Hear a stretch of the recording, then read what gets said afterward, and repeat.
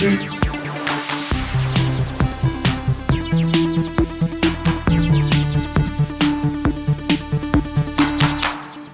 everyone, welcome to GameFace, episode 242 on Sifted Games at Sifted.net. I'm Shane Satterfield, the founder of Sifted. You can find me on Twitter at Dinfire. Alongside me today to talk about the latest and greatest in gaming is Matt Kyle. What's up, Matt? Happy New Year to you, brother. Hey, Happy New Year. I do believe 2021 may just be two 2020s in a trench coat, but we'll see. A heads up, guys. So Jared could not make it today, and I did not want to do another pre-recorded episode of GameFace that got published later. I wanted to do it live. So I am here right now. I am hosting the show, and I am running the TriCaster. First of all, I want you guys to let us know if Matt and I's audio level is okay, as far as we both sound at the same levels. If we're off, let us know. If I'm too low, I can turn me up. If Matt's too high, I can turn him down, etc. Just want to make sure that we get the audio really good before we get set off on to the full episode. Also, please give me some mercy today. I am completely freaking out right now. I'm never nervous when we do GameFace. I'm really nervous right now because I'm trying to do something crazy while I host the show. So give us a little leeway with the production values today. I think it's still better to do this and have the show live for all you guys on Twitch, which, by the way, you guys are flooding us with Twitch Prime right now. It's better to do it live on Twitch and have a couple little issues here and there, at least I believe, than to do the show offline and get it to you maybe a day later. So anyway, that's what we're trying to do here today. I hope you guys had a great holiday season. Hope you're having a great New Year so far. 2021, despite what Matt says, I do believe will be better than 2020. Maybe towards the end of 2021, I think it'll get better. But at least us in LA here, we're still stuck in this lockdown hell, for lack of a better way to describe it. It hasn't really let up for us, Matt. Like this whole time, it's just kind of just rolled right on. We've just been locked down for like 11 months straight now, it feels like. I mean, the lockdown is optional. I had to go downtown yesterday, and you would not know. Like the traffic's back, the people are back. Like everyone's wearing masks, but like you would not know there was anything unusual outside of the masks. Yeah, it's empty. Like I drove over here, I was like the only car on the road, pretty much. Definitely wasn't true when I was out yesterday. Like I got stuck in traffic on the 10 for 20 minutes, like waiting through shit. Like it's not, but life goes on because the federal government failed to give us the money we needed to survive. So people got to go out and work and get their businesses to stay alive. So here we are. Yep. To this morning, the LA County health officials estimated that 1 out of 3 LA County residents has been infected since this started. Yeah, I saw that. One out of every 3 people in Los Angeles has contracted coronavirus at this point, COVID-19. Yep. Just looking real quick to see if you guys think the sound is okay. Sounding good. They're saying I was loud. They're saying you're a little loud? Yeah. Okay. Matt is a touch loud. Okay. I'll bring Matt down just a touch for you guys. A couple things before we get going on the show, and we do have a big episode for you guys today. We have a lot of topics, several games to talk about, so it's going to be a good show. But a couple things I want to talk about before we get going. First of all, Game Pass or Fail, our brand new show that I've been working on with Vincent, and Mike's been doing VO for it. That is going live on Saturday, it looks like, the debut episode of that, and then it'll be rolling every week after that. And then I had talked about late last year about a new show that I was working on myself, and I want to bring that up with you guys today, at least tell you what the show is. It's looking like it's going to launch before the end of January, so in the next couple weeks. There's a lot of pre-production going on right now, but the show is called 3-Night Weekend. It is an interview show where I talk to people from the industry. And we'll talk about game stuff, but we're also going to talk about them as people. I want this to go a little deeper than the typical game stuff, and we'll have a different guest every week, and we'll see how that goes. It could get hard to get a different guest every week, but I'm going to do my best. And we're going to talk with them about what's going on with games as far as their career is concerned, but then also talk to them about things that are going on in the rest of their lives, what their lives are like. And then we'll conclude each episode with 3 questions for each guest, and that is, what are you playing, what are you watching, and what are you drinking this weekend? And it'll also kind of double as a weekend prepper. A lot of the content is in the show is going to talk about what's happening that weekend, what games are out, what movies are coming out, what TV shows are launching, to get you guys ready for the 3-night weekend. So anyway, that's the concept of the new show that I'm working on. I've been working on it a lot amongst a million other things that I've been doing behind the scenes right now over the last couple weeks. But it is good to be back here with you guys, to be back in front of the Sifted army, as it were. A lot of you guys are getting your shirts now. I've been getting lots of pictures on social media. They came out really freaking well. I'm really happy with them. But this is our Sifted Army shirt. And I will say this. It seems as if only one person figured out where this logo comes from. And that was Burko. He nailed it right away when I put it out. But I don't think any of you other guys realize what this logo is. This is actually a repurposed logo for Kiss's fan club. Kiss, the band, their fan club is called the Kiss Army. And their logo looks just like this, except obviously it says Kiss across the top. But you can see the lettering, the font that we use for Sifted is the Kiss font. I'm shocked that none of you guys picked up on that, but Burko did. And the reason I did that is because back in the 70s when I was first getting into gaming, Kiss was my favorite band. I was obsessed with Kiss when I was a little kid. And so I felt like it was appropriate with the other designs of our shirts with the old school arcade stuff that it would fit right in line. And we are an army, by the way. If you want the shirt, head to sifted.net/store. We got this one. We also have a new design that is kind of a cross-section of an arcade cabinet with 3 quarters lined up for people ready to play. So anyway, I'm really happy with how the shirts came out. I hope you guys that you're getting them now. You guys are really stoked on them. We also launched a sticker pack, a Sifted sticker pack on our store. You can buy for $8. It's 6 vinyl stickers of all different logos and markups. But anyway, so far the sale of shirts has gone well. I do want to warn you though, right now, if you're a small, you're a medium, if you're a double XL or a triple XL, we literally have like 1 or 2 left from those sizes in each design. So if you're like, you've been holding off, but you want one of our shirts, you better buy them soon if you're in any of those sizes. So anyway, here we are for GameFace 242. It's been a very slow start to the year, Matt. Most podcasts haven't even really picked up yet. Like IGN has started doing its podcast again. Kind of Funny has started doing its again. But otherwise, it's been radio silence. But we actually have a really great show for you guys today. I think we do anyway. We'll see how I do handling this TriCaster stuff. It could be crazy. Please have mercy on me today. If the screen goes to black for a couple seconds, that's me. That's not the stream. That's me screwing up running the TriCaster. So I just want to let you guys know that beforehand before we get into the topics. And speaking of which, our first topic today, which I don't think will surprise many people, is the brand new brand, imprint, label, umbrella, whatever you want to call it, that is the new Lucas Gaming Initiative. It's called Lucasfilm Games. I can't think of a better person to discuss this with than Matt Kyle. Matt, what are your overarching kind of takes on this new initiative coming from Lucas? Well, I've been saying they were going to do this for about 1.5 years, if people recall. Like I knew that they were positioning people for this, and I did not expect it to happen.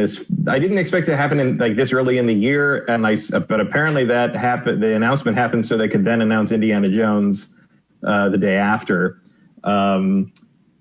And as I understand it, there is basically an all-star lineup they have negotiated over the last year or so that they will slowly roll out information about over the course of 2021.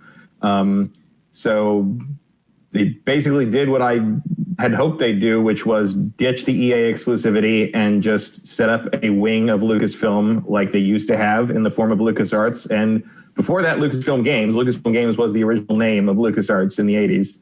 And basically, they're going to come up with the projects and get pitched the projects and choose the developers that are appropriate for those projects, which is exactly what they should have been doing from the beginning. Like I understand the corporate temptation to pick one company and have that pipeline work for everything, but no one major publisher is equipped to make all the different kinds of games you want to make with a Star Wars license. And B, wow, was EA the wrong pick for that? Like just in general, not the people you should have gone to. Why do you think EA was? I mean, look, Lucas did announce that EA is going to continue to make Star Wars games, so it hasn't been cut out. But what do you think? No. What do you think the biggest reason was that Lucas decided not to re-up that exclusivity contract with EA? Because it's been 8 years and they've put out 4 games. Like that's the lack of content in the pipeline is absurd. And I think there's probably some internal stuff that, the fact that the head of Disney had to call EA and say, stop the microtransaction shit on Battlefront 2 was probably a breaking point. And also I think, look, Fallen Order was great, and Fallen Order sold extremely well, but Fallen Order was basically made by Respawn a little bit rogue. Like they refused to use the Frostbite engine, they refused to make it multiplayer. It also came out today that Lucas did not want them to create a Jedi story. Yeah, I remember that from way back. Like they talked about how like they had to fight for the right to make a Jedi game,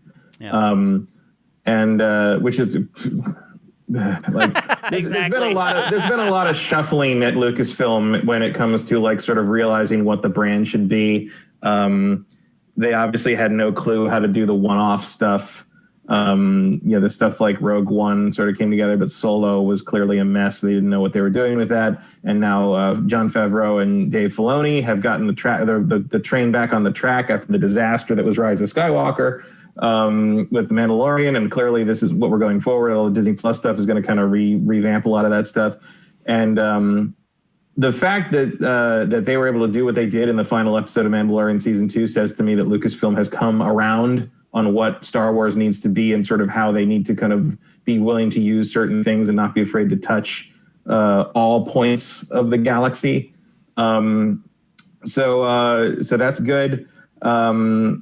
But like Fallen Order, like if I'm Lucasfilm and I see that EA fought the idea that not even the Jedi thing, but the fact that EA fought the idea that like a single player adventure game was worth making in the modern gaming era, and of course it's outsold everything else at retail except Call of Duty for the following 12 months. Yeah, and there's a hunger for that shit. Yeah. Like people want to do that. Like it doesn't have to just be and of course the multiplayer thing is tied into like EA's business strategy going back however long. But if I'm Lucasfilm and I'm trying to shepherd this IP and I'm looking at that's the instinct that the EA's executives have, I'm like, well, I think we should probably make the calls on that. Like letting EA's suits decide what the next Star Wars game should be was a mistake. And that it couldn't be more clear. And I think even the successes sort of point to that. Like Squadrons, great. Squadrons was like a weird spin-off of a mode they were going to add to Battlefront 2 for free. Like it was, and then it turned out like, no, that can be its own thing. Like Star Wars can support all these different kinds of things. You could probably get away with a Star Wars racing game if you made the pod racing game good enough again. Yeah, absolutely. People are open. That IP, it's all people there. are open to it. Yeah. But now, it looks like look, I mean, this is the first non-Star Wars game LucasArts/Film Games has done since Indiana Jones and the Emperor's Tomb. Like that's a long time. So they're finally branching out on that, giving it to Machine Games, which is the Wolfenstein people, which is like that's a pretty good choice, I would say. Like that's it makes total sense because let's be honest, the Wolfenstein franchise isn't really selling all that well anymore. No, but the team, Machine Games, is very talented. Yeah, and so, if you look at the Wolfenstein games, you're like, yeah, I can see how that would translate into an Indiana Jones game, like in terms of what they've done and how they've done sort of the period piece stuff. And I mean, look, like they are definitely the go-to people in the industry if you need to kill some Nazis. And that is, if killing Nazis has a name, it must be Indiana Jones. So perfect timing, isn't it, for Indiana Jones? So I'm too big bad he thumbs wasn't up at on the Capitol that. on January 6th. Maybe he was. Incognito. Matt, do you realize it's been since the PS2 era that we've got a console Indiana Jones game? Yeah. We're seeing it right now in the B-roll. Indiana Jones and the Emperor's Tomb, a PS2 game, is the last major Indiana Jones game. Why do you think that they have disappeared? Well, I mean, I just said that, but like Emperor's Tomb is the last non-Star Wars game they made. And part of it is just because Star Wars games sold well. The other part of it is that the Indiana Jones games always had kind of they had good intentions, but they never quite turned out right. You know what I mean? Yep. You had that. Emperor's Tomb was sort of that, and then you had the Infernal Machine, which was the N64 one, which was equal, trying to be a Tomb Raider sort of thing. And like every time they tried to make one of those Indiana Jones games, it just didn't quite come together right. Like, remember that they Indiana learned Jones, that making a third-person adventure platformer is a lot harder than you think it is. So I think it was just the difficulty of doing that. The fact that physics engines at the time were not ready to do the whip properly. There was just a lot of technical problems and sort of creative problems. And they had another Indiana Jones game in the works in the late 2000s. I can't remember the name of it, but they were working on it and they canceled it. It was like there was like demos of it around the same time Force Unleashed was being shown. There was like a demo of him riding a cable car in San Francisco and like whipping Nazis off of it and stuff. I remember seeing that because they were showing off that physics thing they did that Force Awakens had. It was using the same physics engine. I think it's just harder. I think because Indiana Jones is very kind of fisticuffs melee combat focused, and that's harder than doing a shooter. Yeah, even in this game, it's like the bullets were really limited, and you really only use them on boss fights. At least that's what I remember from this game. And then, Matt, do you remember an Indiana Jones game for Nintendo 64 that was in development for like ever and would never come out? And then if I remember correctly, I believe they ended up putting it out as some kind of like a special release or something. Do you remember anything about that? Yeah, that's Infernal Machine. That's what I just mentioned. You could only get, it was also on PC, but you could only get the N64 version, I think, at Blockbuster. That's right. Yeah, that's right. Or something. You could only special order it, or it was only at Blockbuster, something like that. I have it. I have that game. That might be worth some money. It is. It's terrible, but I have it, and because I bought. If I remember right, my friend who worked at Blockbuster basically let me buy the cartridge after like a year or something. After it had gone, I have a few of them. I have like that one, and I have the Beast Wars Transmetals N64 game. No, it's not Beast Wars Transmetals. It's just straight up Beast Wars. That was also, I think, a Blockbuster exclusive. That was a weird period where you could only rent certain games for the N64 because no one wanted to mass produce them. Right. I mean, those games were bad. They were the games that they were rental only were bad. But collector's items, without a doubt. Yeah, I mean, now they're a big deal. But the Indiana Jones games have never quite come together. And like, look, they should be good. You should be able to make, in this era of the Crystal Dynamics Tomb Raider games, you should be able to make a pretty good Indiana Jones, I would think. What do you want to see from Machine Games' game? Competence. My bar, I think. My bar for Indiana Jones is real low. Movies and games at this point. I would like to see it set in the World War II era. I like to see it like more of a classic Indiana Jones, not like a Crystal Skull era thing. Ideally, I'd like to see Harrison Ford. I don't know. You're not going to get it. He should look like himself. You're not going to get his voice. So, what era of? I think it should be. I think it should be World War II. I think it should be the story, because in Crystal Skull they talk about young in the game. Basically. In Crystal Skull they talk about his CIA, that he did a bunch of missions for the CIA and SAS or whatever. And I'm like, that sounds like a way more interesting story than what we're getting in this movie. So I'm hoping the game covers his secret missions during World War II. Okay, that would seem like the obvious choice to me.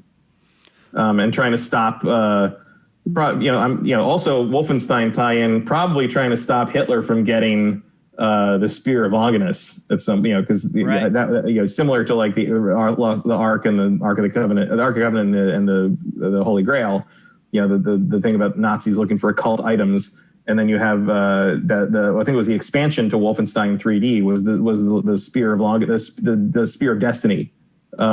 Which is, the spear that pierced Christ's side on the crucifix, and it supposedly makes you invincible, whatever the hell it does. And Hitler wanted that, and that was like one of the Wolfenstein expansions were about. And so if you could have Indiana Jones trying to stop him from getting that during World War II as part of his secret mission stuff, that would be pretty cool. And it'd be pretty cool to just have that tie-in to Wolfenstein being made, the games being made by the guys who make Wolfenstein. Wouldn't it be funny if they found some way to cross the two IP over? I don't see why they couldn't. I mean, if Lucasfilm is okay with it, I don't see why he couldn't. I don't see why he couldn't meet BJ for a mission or two. Yeah. And Lucas, there's a new indie film coming, right? Yeah, they're making Indy 5. The last indie film, despite all our efforts to stop them, they are going to make another Indiana Jones movie. The last one was so bad, man. Like, there was the one shot where he's in that warehouse jumping across, like, all the boxes or whatever, and it's so obvious, like, some 22-year-old, like, stunt double, because in the rest of the movie, he's so crotchety and rickety, like, he can't even run. Here's the thing, and this is sort of sacrilegious, but, like, I actually like Crystal Skull more than Temple of Doom. Wow. I never liked Temple of Doom. I think Temple of Doom is a dark, nasty, mean-spirited film. I mean, I would agree. It's definitely the darkest of the... And Crystal Skull is dumb, but, like, at least there's a couple of fun parts. Yeah, I'll give it that. And, like, it's neither of them are good. They're also structurally very similar. Like, Crystal Skull is very similar to Temple of Doom in terms of its structure and sort of narrative pacing. Honestly, Raiders of the Lost Ark is one of the most perfect action films ever made. Agreed. Like, Last Crusade is my favorite, but Raiders is the better movie. And, like, you're not going to top those two movies. Like, you're never going to beat those. The Last Crusade. I try to never say never, but that might be a case where you're right. You could have if it was like 1994, and like you were still making movies with Spielberg and his post Jurassic World prime and Harrison Ford still able to move. Yeah. But, like, I don't see what you're doing here outside of, like, saying goodbye to the character, I guess, which is weird. My one question is, because, like, the Young Indiana Jones Chronicles, I don't know how many of the youngins remember that one as a TV series. Not many. I'm dead. In the late 80s, early 90s, where it was about young Indiana Jones, and it was like various ages. He was like, a kid, and there was like him as like a tween, and him as like an adolescent. And it kind of told every episode he would basically encounter a different historical figure of note. And it was kind of like Forrest Gump, except with, like, Indiana Jones. And the basic idea of that, what Young Indiana Jones Chronicles, was to test effects ideas in the preparation for Lucas's wanting to prepare to make the prequels. Almost every major project of that nature in that period of time was Lucas, like, dry running stuff for the prequels, including Rebel Assault 2, if you remember that game. Yeah, that was the first use. That's the first time they ever dragged the costumes and props for Star Wars out of the vault after the Ewok movies. The first time anyone else was ever able to use them for anything. They used them to make that because he wanted to test the green screen tech to see if they could do that for, like, what would become the prequels. So Young Indiana Jones had the first CG character in anything. It had a stained glass knight made out of computer graphics, so that was kind of a big thing. But the bookends of that show is old Indiana Jones. And he's like, 80 something, and he's got an eye patch, and he's sitting there sort of telling the story of, and I'm like, the one thing left to do in Indiana Jones 5 would be to explain how he loses the eye. Yeah. If you're still trying to try to do that being a connective tissue thing. Look, the one upside of it is that it looks like we're getting 4K Ultra HD copies of the movies this year, which is great. Like, if that's the price if Indiana Jones 5 has to exist for Disney to do that, great, I'll take it. I don't care. I can just ignore Indiana Jones 5 just like I do Indiana Jones 4, and it'll be fine. Also, I love the fact they're not bringing it back Shia LaBeouf, so I guess, like, that character just showed up for one movie and will never be mentioned again. Like, what? I mean, so weird. Word around town is he's not that great to work with. So no, it doesn't. I mean, I don't think that's a surprise to anybody. Yeah. But it just feels scattered, and I don't see the point. But so this game is probably our best shot at some really good Indiana Jones content going forward. I will admit the other game they announced is more exciting to me, because if you're going to make an open world story driven Star Wars game, you go to Ubisoft. Like, it's like, it makes sense to me. I'm not super thrilled the guy who directed The Crew is doing it, but, like, he also did The Division, so maybe we'll get something out of that. Yeah, so that's the other big announcement, is that Ubisoft and the team that made The Division 2, which is what you're seeing right now, are working on basically a reskinned Division game set in the Star Wars universe. Nah, I wouldn't go that far. We don't know anything. They said story-driven open-world Star Wars game. I mean, you know what it's going to be, Matt. They're going to use the Division I think it's going to be engine. Assassin's Creed. Okay. I think they're making Assassin's Creed with Star Wars.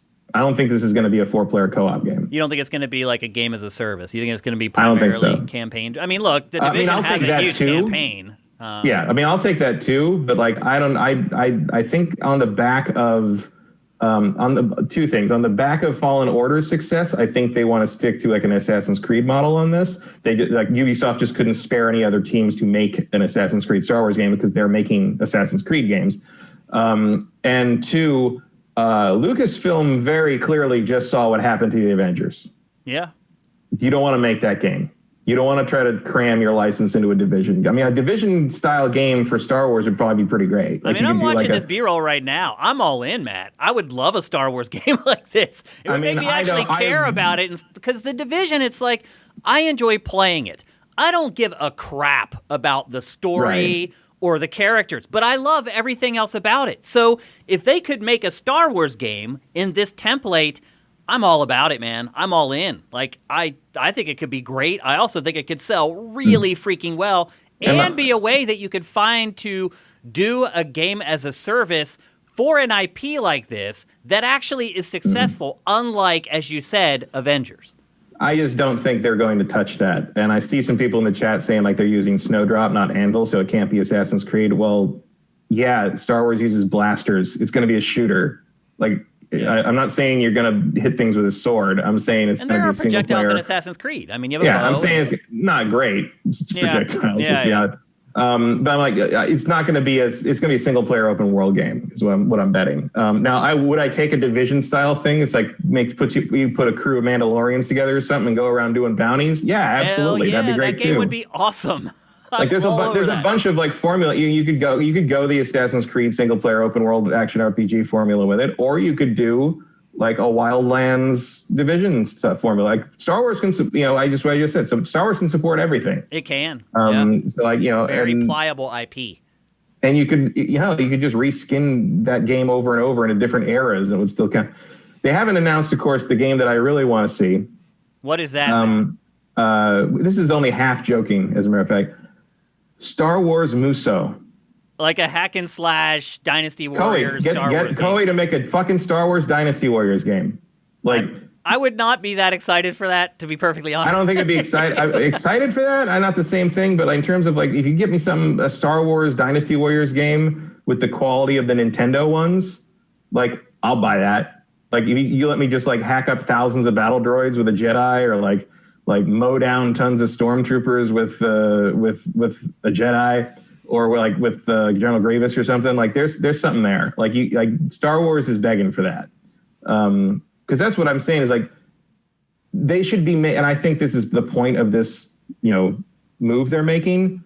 There should be enough Star Wars games coming out on a regular basis that if they put out a Star Wars Muso game and you don't want to play Muso games, it doesn't matter because another Star Wars game you are interested in is coming along soon. Yeah. Like that's the thing is these Star Wars games should not be once a year events. They should not be like, oh, the next Star Wars game isn't something I'm interested in, so I'm basically not going to play a Star Wars game for 2 years.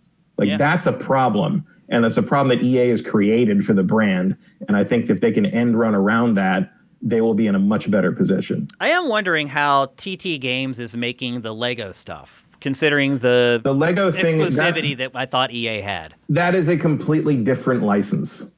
Because for some reason, the Lego license is its own thing. Interesting. And I don't know the legality of the details on that, but all I know is it's not connected to the main. It's the same reason that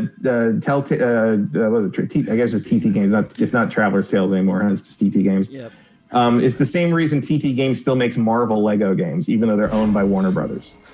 It's just the Lego thing is its own entity. I don't know how they pulled that off, but they did. I'm looking forward to that game too. Like I can't believe we still have. Yeah, I can't believe we don't have it yet. Yeah, I don't understand what's going on with that game. Wow.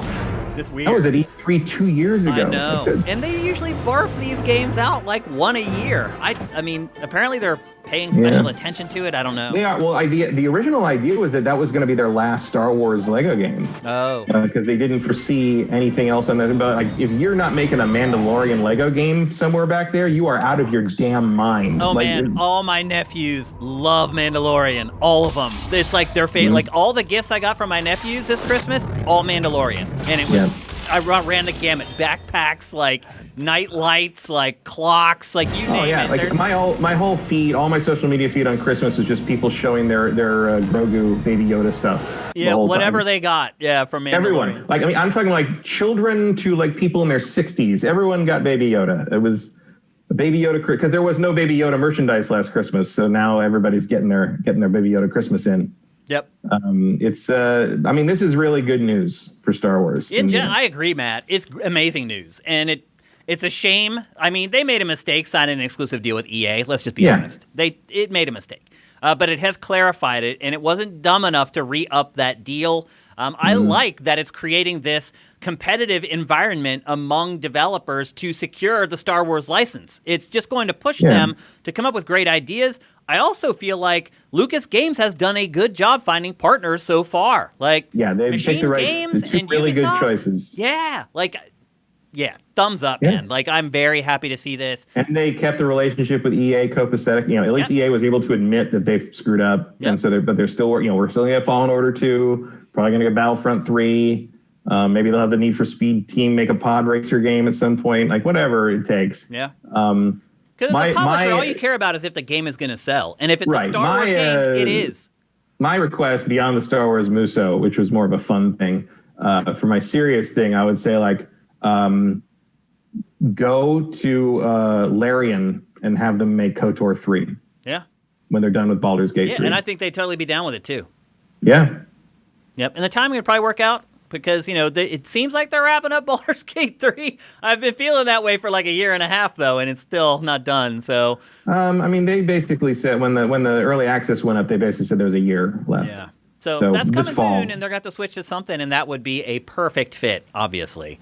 You'd be looking at that game coming out like maybe early 2023 at the earliest, but still, it's not like Star Wars is going to be over unless all these new shows completely bomb, and I don't think that's going to happen. Yep.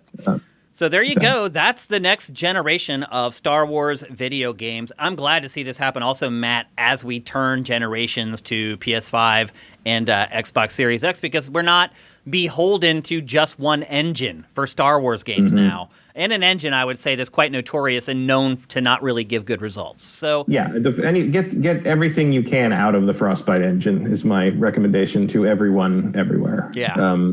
DICE can handle it for whatever. DICE gets pretty good results out of it for the most part. But trying to force other genres to work with it has been a mistake and has always been a self-evident mistake. So, and look, Respawn knew it. Yeah. Yeah, Respawn was well aware of that. I'm looking forward to Fallen Order 2, obviously. Yeah.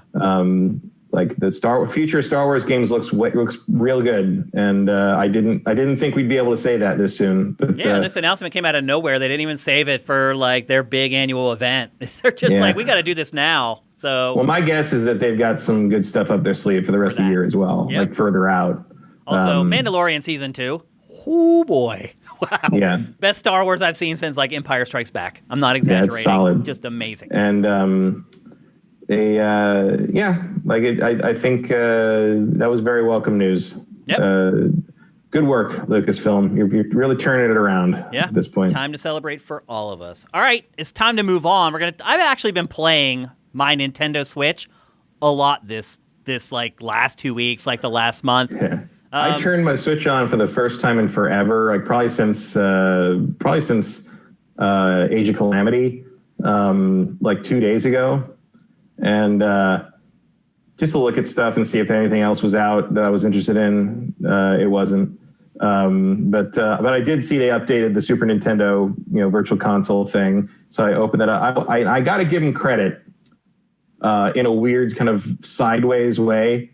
They continually put games up on those two, the NES and the Super Nintendo apps that I have never fucking heard of. Like Donkey Kong Country 3, okay. But everything else on that, I'm like, what is that? I've never fucking heard of it. And like, you got to get up pretty early in the morning to come up with a 16-bit game I've never seen, let alone played. That's like, true. It's bizarre. Yep. Like, where's the Square stuff, people? Yeah, I did the same thing. I like downloaded the SNES channel or whatever, went in and looked. I'm like, yep, all games I've played like 5 times at least at this point. Super Punch-Out again. Like, it's all or just stuff that you never played, so you have no nostalgia for it, so there's no reason to even really do it, because who cares? Yeah. It's such a weird series of choices, because they're holding back all their good stuff for like other collections. Square doesn't want to put anything significant on there because they know they can sell Chrono Trigger and Final Fantasy on their own. Yeah. Yep. So you're sort of stuck with this like endless stream of also rans. Of trash, and really. It's a shame. Yeah, I don't get much use out of that stuff on my Switch, but I have been getting a lot of use out of the eShop the last couple weeks because there's been a couple big demos that have gone up on the Switch Marketplace. And probably the biggest of which is what we're going to talk about now, which is Monster Hunter Rise. It is a brand new Monster Hunter game. Right now, it's exclusive for Switch. I think there's a PC version coming eventually, but it's at the very least a timed exclusive on Switch. There is a free demo of the game up right now on the eShop. And the demo itself, you can basically play it 30 times, and I think it's going to be there. I know it's a lot. And believe me, as I get into this, you'll see that 30 is more than enough. And I think it's going to be up there for a while, like until February. So you don't have to like go and download the demo right now and jump on it to make sure you get to play it. It is going to be there for a bit. But I did, for the purposes of GameFace 242, and spent a good bit of time with Monster Hunter Rise. Now, before I get into my discussion of it, I want to give you my background with Monster Hunter. I played Monster Hunter Tri a lot. Probably 200 hours. I got totally sucked into it and played it for forever. Monster Hunter World, I played it enough to review it or talk about it on GameFace. I never finished the campaign, but I played probably 20 plus hours of that. So I have pretty good experience with Monster Hunter. I am not an expert or an aficionado by any stretch of the imagination, but I've played a ton of it. So I have a pretty good base of knowledge for Rise. And I guess the first thing I would say is that it's very similar to every other Monster Hunter. However, there are some updates and changes that I'll get to here in a second. The first thing I should say is in the demo, there are two single-player training missions that teach you like the basics. And I mean the basics of this game. They don't really go in depth enough at all. And then the other thing that you can do in the game is take on 2 missions online with up to 3 other players. So you have 2 monsters that you hunt and kill online, and then you have 2 training missions that you can play to get an idea of how the single player is going to look and feel. And based upon what I've experienced in this, it is going to be very Monster Hunter-y. No real lavish like story-moving cinematics. It appears that the setup is basically the same as every Monster Hunter. The local town is under threat by the monsters. Please save the town. And then you just go out and kill monsters and collect the loot from the monsters and then use that stuff to craft. Now, there are a couple features that were not enabled in this demo, and crafting was one of them. And also doing any type of changes, adjustments, or customization to your playable character was also not present. However, all 14 character classes are in the game. And Matt, I think that's where the 30 chances comes in. Because honestly, you play those 2 missions once, you're pretty much good, especially if you've played a lot of Monster Hunter before.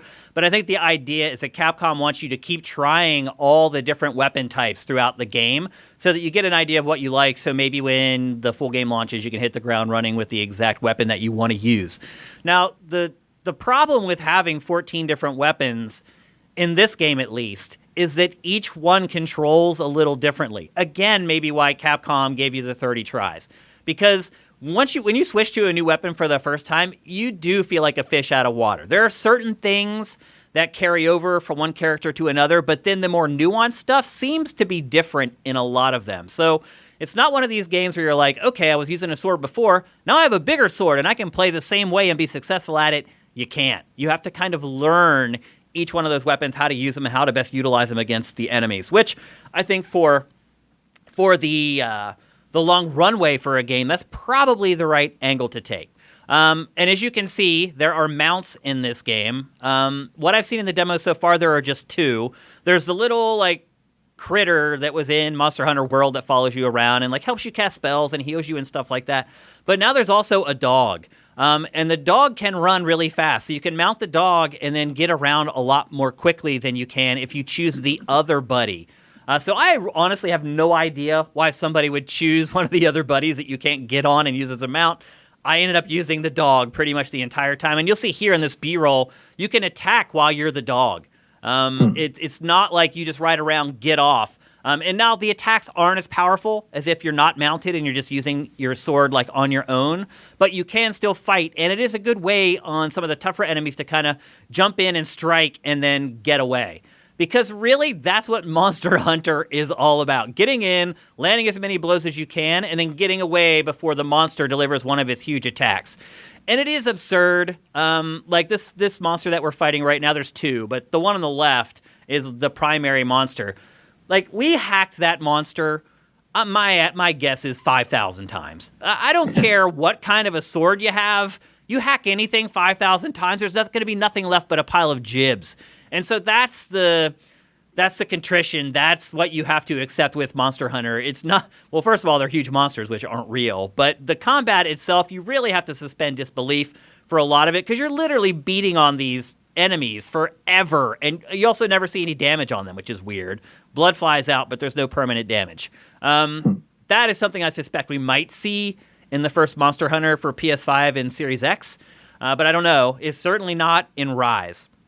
So there is like an absurdity to it. There is a repetitive nature to it as well. There are basically just two attacks for most weapons. There's a powerful and then a quicker, more slashy type attack that doesn't do quite as much damage. And again, depending on the weapon, some of that stuff does change. But in general, you basically have two attacks for each character in the game. And then a lot of the game is item management using this insane menu system. And you'll see it in this B-roll. I pop it up all the time on accident. Once it comes up, I don't know what to do with it. Almost every button on the controller has a modifier, which I don't know why they haven't managed to learn how to streamline this. I think they want to make sure that they leave every option open to you on the fly so you can choose stuff as the game is happening. And a big part of this game is time management. You have to take lots of health potions, but the health potions take a while. So part of the strategy in the game is getting away from the enemy so you have enough room and time to use your health potion before you get attacked again. And that kind of aesthetic carries through the whole game. And so I understand why they're trying to make everything available to you on the fly as you play, but it gets really confusing. And then there was a couple times where like two menus popped up and I couldn't get away from them and like I die. It's really a game that's made for PC. It's a franchise that's made for PC. Even though it was birthed on consoles, you really kind of need a mouse and a keyboard to play this game without having to hold L1, R1, or R1, R2 while you hit another button in order to make it work. But over time, I came to grips with it. I started to figure it out. I started to understand the ins and outs of the game, and I started to get better at it. I was talking a little earlier. There are two new features in the game, at least as far as for most Monster Hunter veterans, they will recognize as big features. The first is this thing called Silk. Let me see if I can remember what it's called. Oh, I lost it in my notes. Oh, yeah, it's called the wire bug. And basically, it's this bug that gives you the ability to use silk to tie down enemies. And so, again, it takes a while to kind of figure out how to do this stuff because it's buried in the menus. But I was playing with people who had been playing since like the demo launch, which was very helpful. And so they were using it. You can see it right there. You see those white lines like that silk? Well, actually, that's wyvern writing that you saw right there. But you use the silk to hold enemies down and almost like trap them so you can really unload and do a lot of damage. And then the other new feature is what you're seeing right now. You may not even notice it, but right now, one of the players is riding the monster. That is another brand new feature in the game. It's called wyvern riding. And there's a bunch of stipulations. You have to like get the enemy's health down to a certain level. Then you have to use the wire bug power up. But you can then jump on them and ride them around. I have some B-roll of that later on. And then once you are riding the enemy, and I'll say this, the controls for it are kind of goofy. But once you are riding it around, then you can attack with that monster, and you can attack other monsters with that monster. And then you have you have two kind of special attacks. One is just a devastating attack that just takes a ton of health off of whatever you hit it with. And another one is like a ram. And if you ram another enemy with your monster, you can then jump from your monster to the next monster and take control of that other monster. So it's a pretty cool system. In practice, it's a little clunky. In fact, I would say almost everything in this game is a little clunky. The combat, it feels like Monster Hunter. So you know what it feels like if you've played any of the games. There's not a real good sensation of impact when your slashes are landing. You feel like you're just hacking through like paper a lot of the time. And that's one of those things that like some studios seem to get right and others just don't. But the combat doesn't feel particularly good. Like the rolling feels slow and sluggish. A lot of time, you're just like, you know what? I'm just going to eat that hit and just use a health potion. And in all honesty, the game is really designed for that because they give you a ton of health in the chest when you start the quest. But then as you go through the levels, you come across herbs that you can pick up, and they're just everywhere. And they give you tons of more health. And then there are these little like sprite things that are floating around in the air. And if you just run into one of those, it gives you a buff. And I think there's 4 different buff types that you can get. At least that's what I saw in the demo anyway. So just as you're running around adventuring, you're getting buffs that will help you as you make your way to the next skirmish. One thing about this game, and again, this ties into why I don't know why anyone would choose a buddy other than the canine that you can ride. The game still has the problem of, okay, we finished this part of the fight. Now the person who gets to the next part of the fight first gets all the rewards. And I found that in this. Like when I chose like the buddy that you can't use as a mount, I was like getting to fights way after everybody else. Like they had already almost finished the monster and I'm just showing up. So, and that for me, that's been a problem with Monster Hunter for a really, really long time. I complained about it with Monster Hunter World. If you go back and watch the GameFace where I discussed that game, it's not nothing new as far as things that irritate me in the Monster Hunter franchise, but it is here as well. But I will say this, again, as someone who's only played a couple Monster Hunter games any real length of time, I did have fun with this. And I'll say this too. This game looks really good for a Switch game. Matt, I'm really kind of surprised at what some of these developers are starting to get out of the Switch late in its life. Particularly some of these third-party guys like Capcom. There's crazy, like fur shading throughout all this game. Like every monster has some kind of fur on him. There's all kinds of shaders and things like that going on. It's one of the better-looking Switch games. And I would say it's probably the best-looking non-first-party Switch game, or at least in the top 3. Anyway, I've been very impressed by this game. I've also seen no stutters. I haven't put it through a frame rate counter to see what it's running at. My guess is 30. But it stays steady. Like, even when big creatures show up and, like, everybody is hacking and slashing at the same time and water's flying up and their sword sparks are going everywhere, I have not seen it slow down. So, technically, I am very impressed with this game for a Switch game. Even if I played this on, like, PS4, I wouldn't be like, ew. Like, it looks that good. So, Capcom is doing a pretty good job with that Tegra chip, Matt. Like, I didn't think that this hardware would have, like, headroom. I really thought that what they got out of it, like, right at the beginning was basically going to be all they got out of it. But we've seen games improve pretty drastically on Switch throughout its lifespan. Yeah, it's never going to be like that. You're always going to learn how to use the hardware more effectively moving forward. I will never play this game probably because I hate Monster Hunter. So, like, I did play Try a fair amount because my friends that I played online with wanted to play it. So I probably played 100 hours of Monster Hunter Try, and I did not like a single minute of it. I was just playing it because, you know, sometimes your friends get stuck on a game, and if you don't show up, they can't play it in a full group. And Yep. But I don't like Monster Hunter. As a matter of fact, I've been playing the superior alternative to Monster Hunter this week because I started playing Dragon's Dogma again. Oh. I would vastly prefer to see a Dragon's Dogma 2 rather than another rehash of Monster Hunter. But this game is going to sell like crazy. Like Monster Hunter Rise is going to be a gigantic hit. So I understand why they did it. Yeah. And I'll say this, too. If you guys are watching this and you're like, okay, I think I'm going to give the demo a try, I would recommend doing a little, if you haven't played a lot of Monster Hunter, I would recommend doing a little research on Monster Hunter. Because the other thing about this demo is it does introduce those 2 new things, and there are 2 tutorial missions that you can play through, but it just scratches the surface of Monster Hunter, man. There's so much weird nuance to this franchise in general. Like when you go on your first hunt, you're going to see players doing stuff, and you're going to be like, how in the heck are they doing that? I always felt, even on Monster Hunter World, I always felt like most of the game is hiding from you. Yeah. I mean, you have to really play it to understand like how the trapping works, how baiting works, what bait works on what enemy. There's so much nuance and depth to this once you really start diving into it. So I do recommend that you do a little research before you start playing the demo. I felt like a fish out of water at first, even though I have played a ton of Monster Hunter.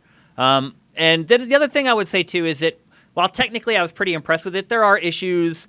The camera is an issue. There's a lock-on, but it felt like the lock-on would just be lost sometimes, even though I didn't, unclick it. There's lots of clipping, and in conjunction with the bad camera angles, sometimes you'll get a camera that's, right overhead, kind of peering down on the action, and, the big monster's clipping, so you're seeing, the inside of the monster while... There are some issues with it. I think most people will learn how to work around them. And normally I would. This is a point where I say, and this is a preview, and there's plenty of time to get it fixed before a launch. That's really not the case here. This game comes out on March 26th. My guess is it's pretty much probably being rated right now and in certification. So I would expect major changes like that for launch. But overall, I had a good time. Look at that monster. This is a Switch. This is a Switch game. I can't see it. Oh, you can't see B-roll today?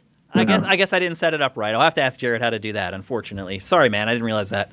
But anyway, I did have a lot of fun with it, and I do agree with Matt. I think this game is going to sell really well. Also, another new feature that I didn't bring up that you're seeing right now, also, with those wire bugs, you get the ability to use a grapple hook. You probably saw it in some of the trailers for the game if you watched any of them. And it is also weird. It doesn't latch to anything. It's like Spider-Man, but it doesn't have to latch. It literally latches to to just the air that's 20 feet above you.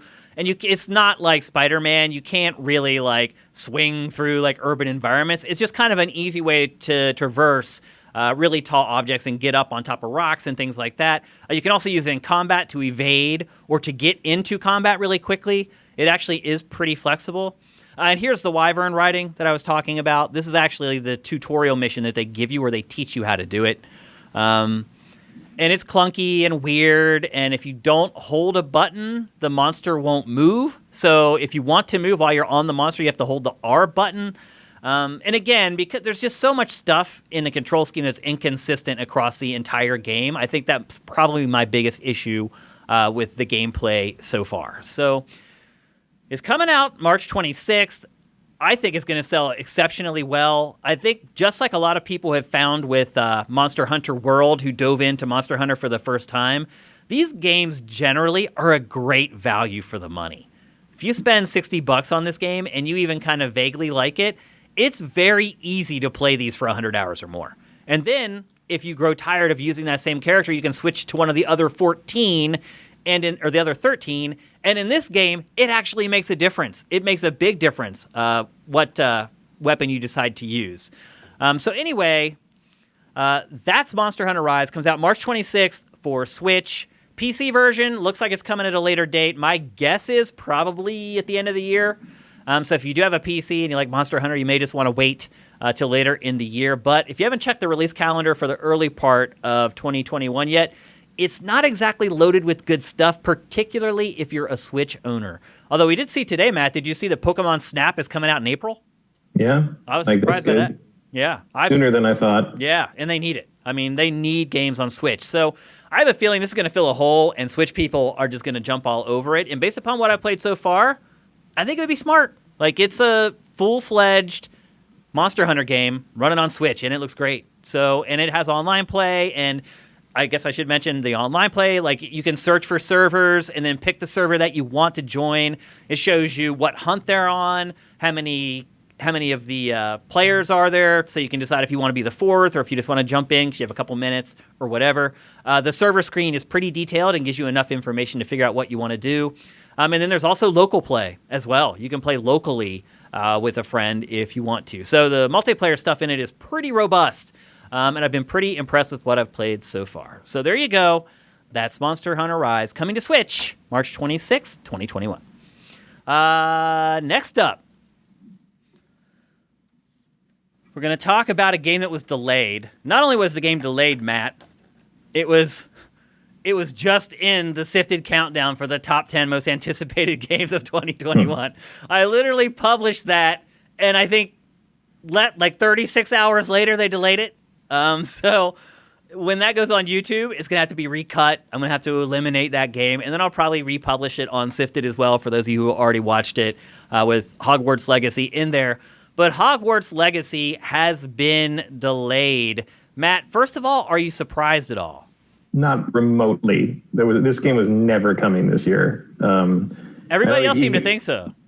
Well, everybody else was crazy. Because remember, Matt, that trailer leaked 2 years ago. 2 years ago it's been now. That was not a trailer, though. That was a proof of concept. They hadn't even started the game. No, it was a trailer, Matt, because there are several clips in that are in what we're watching right now. Because the proof of concept became it's identical. The game. They're identical. They didn't recreate it. It was in there, man. Did recreate a bunch of the stuff in that original thing that leaked was proof of concept, and then you get as close to that in the final trailer as you can. It's identical. You can go side to side. They're identical. I'm telling because you. They're using that teaser stuff was legit. At least some of it was. It wasn't, because they're using the same engine and they're using the same animation and stuff, but what they were making there was a proof of concept, what they finally put in the game. If you can get the proof of concept stuff to translate to the game perfectly, great.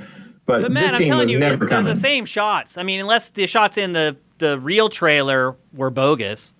It's the same shot. It's not the same shot. It is. You've created the same thing in the same engine as part of the actual game project, as opposed to the proof of concept project. I mean, I don't know how you get that angle to the pixel right. Like the model is exactly the same in the exact. I mean, you can put them side by side. You just rerun the animation script. That's all. That's very simple. I don't agree with that. But anyway, it's irrelevant anyway. Well, you can disagree with it, but there's two games that you were ridiculous to think were coming out this year, and that's Harry Potter or Hogwarts Legacy, whatever we're calling it. And I'm still getting used to the fact they didn't put Harry Potter in the title. It is weird. Yeah, for sure. And God of War. God of War is not coming out this year and never was. Its trailer says 2021. Yeah, well, its trailer's lying. Okay, there's no possible way. You can't like slag people for saying a game's coming out in 2021 when they tell you it's coming out in 2021. If we learned anything from Cyberpunk, don't believe these people. It's marketing. It's all we have to go on. Always take marketing with a grain of salt. Horizon Forbidden West? Forbidden West is the big holiday game for PlayStation 5. God of War will be out next year, guaranteed. Like it's not going to happen. I mean, it's been in development for 4 years. It's been in development for 4 years, and they also said that Hogwarts Legacy has been in development for 3 years, I believe, was the report. Yeah, I mean, Hogwarts Legacy, they've got bigger fish to fry in some ways. I think I would imagine they're also trying to internally figure out how they're going to market this game while keeping J.K. Rowling as far away from it as possible. Because of the optics of that. That's what I wanted to ask you, Matt. How much of this delay, I know it's at least a little part of it, how much of this delay do you think was them wanting kind of the heat to blow over with J.K. Rowling? Probably not a ton. Yeah. Because I don't think that heat's ever blowing over because she won't shut up. Also, like they might be... Harry refuses to be in the new film because of her. Yeah. They might be trying to synergize it with the new film. Because I think that's probably slipping as well to next year. You probably because look, Harry Potter hasn't had a whole lot of content in the pipeline recently, so it would make sense to sort of do all this sort of in the same vicinity with each other to sort of be, hey, the Wizarding World is back, kind of thing, you know? Yeah, they had those spin-off films that I haven't really enjoyed, to be they're awful. Honest. Yeah, I don't think they're the last one was Crimes of Grindelwald was one of the dumbest things I've ever seen in the recent years, and I saw the Zack Snyder DC movies. It was just poorly written, and apparently she writes those. Like she's the sole credited screenwriter on those. So maybe that's why the books aren't coming out as frequently as they used to. Maybe she's lost it. Well, there's no more books. The books have been over. She's not going to make any more. She's not going to write anymore. No, I mean they did. I mean the books ended. However many 10 years. If you can't tell, I'm not a huge Harry Potter fan. No, Harry Potter ended a long time ago. Like 2008. 2009? I had no idea. That's the last book, though, huh? The Deathly Hallows is the final book, yeah. Okay. And then... so what's the new movie going to be? The new movies are prequels that are based on... So the Fantastic Beasts sort of overarching IP there, that is based on... Because there were supplementary books she put out called Fantastic Beasts and Where to Find Them by whatever his name, the main character in that... they're textbooks, like they're in-universe textbooks of like creatures in the world. It's supposed to be this guy went around the world in, the 1920s or whatever, and found all these magical creatures and wrote them up in like an encyclopedia. And the idea is that this is a book that like Hogwarts students study to learn about magical creatures. So then she took that concept and they made prequel movies out of them that also are supposed to be incorporating the backstories of like Dumbledore and Grindelwald and all these kind of the older characters that were in the Harry Potter books, sort of like the 2 generations ago or whatever. But as with all prequels, you have run into the problem of like, well, if this was the interesting story, you would have told this first anyway.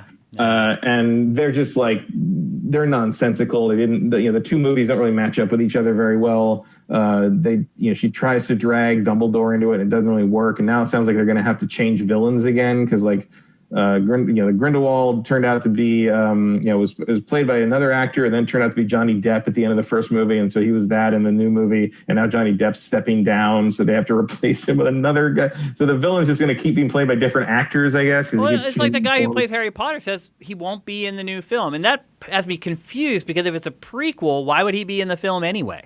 He wouldn't. I don't know what you're. I think he just said he's not going to do any future Harry Potter stuff. No. So they've just this week the entire cast of the original films. They're working on a new movie, and the only person not there is the guy who plays Harry.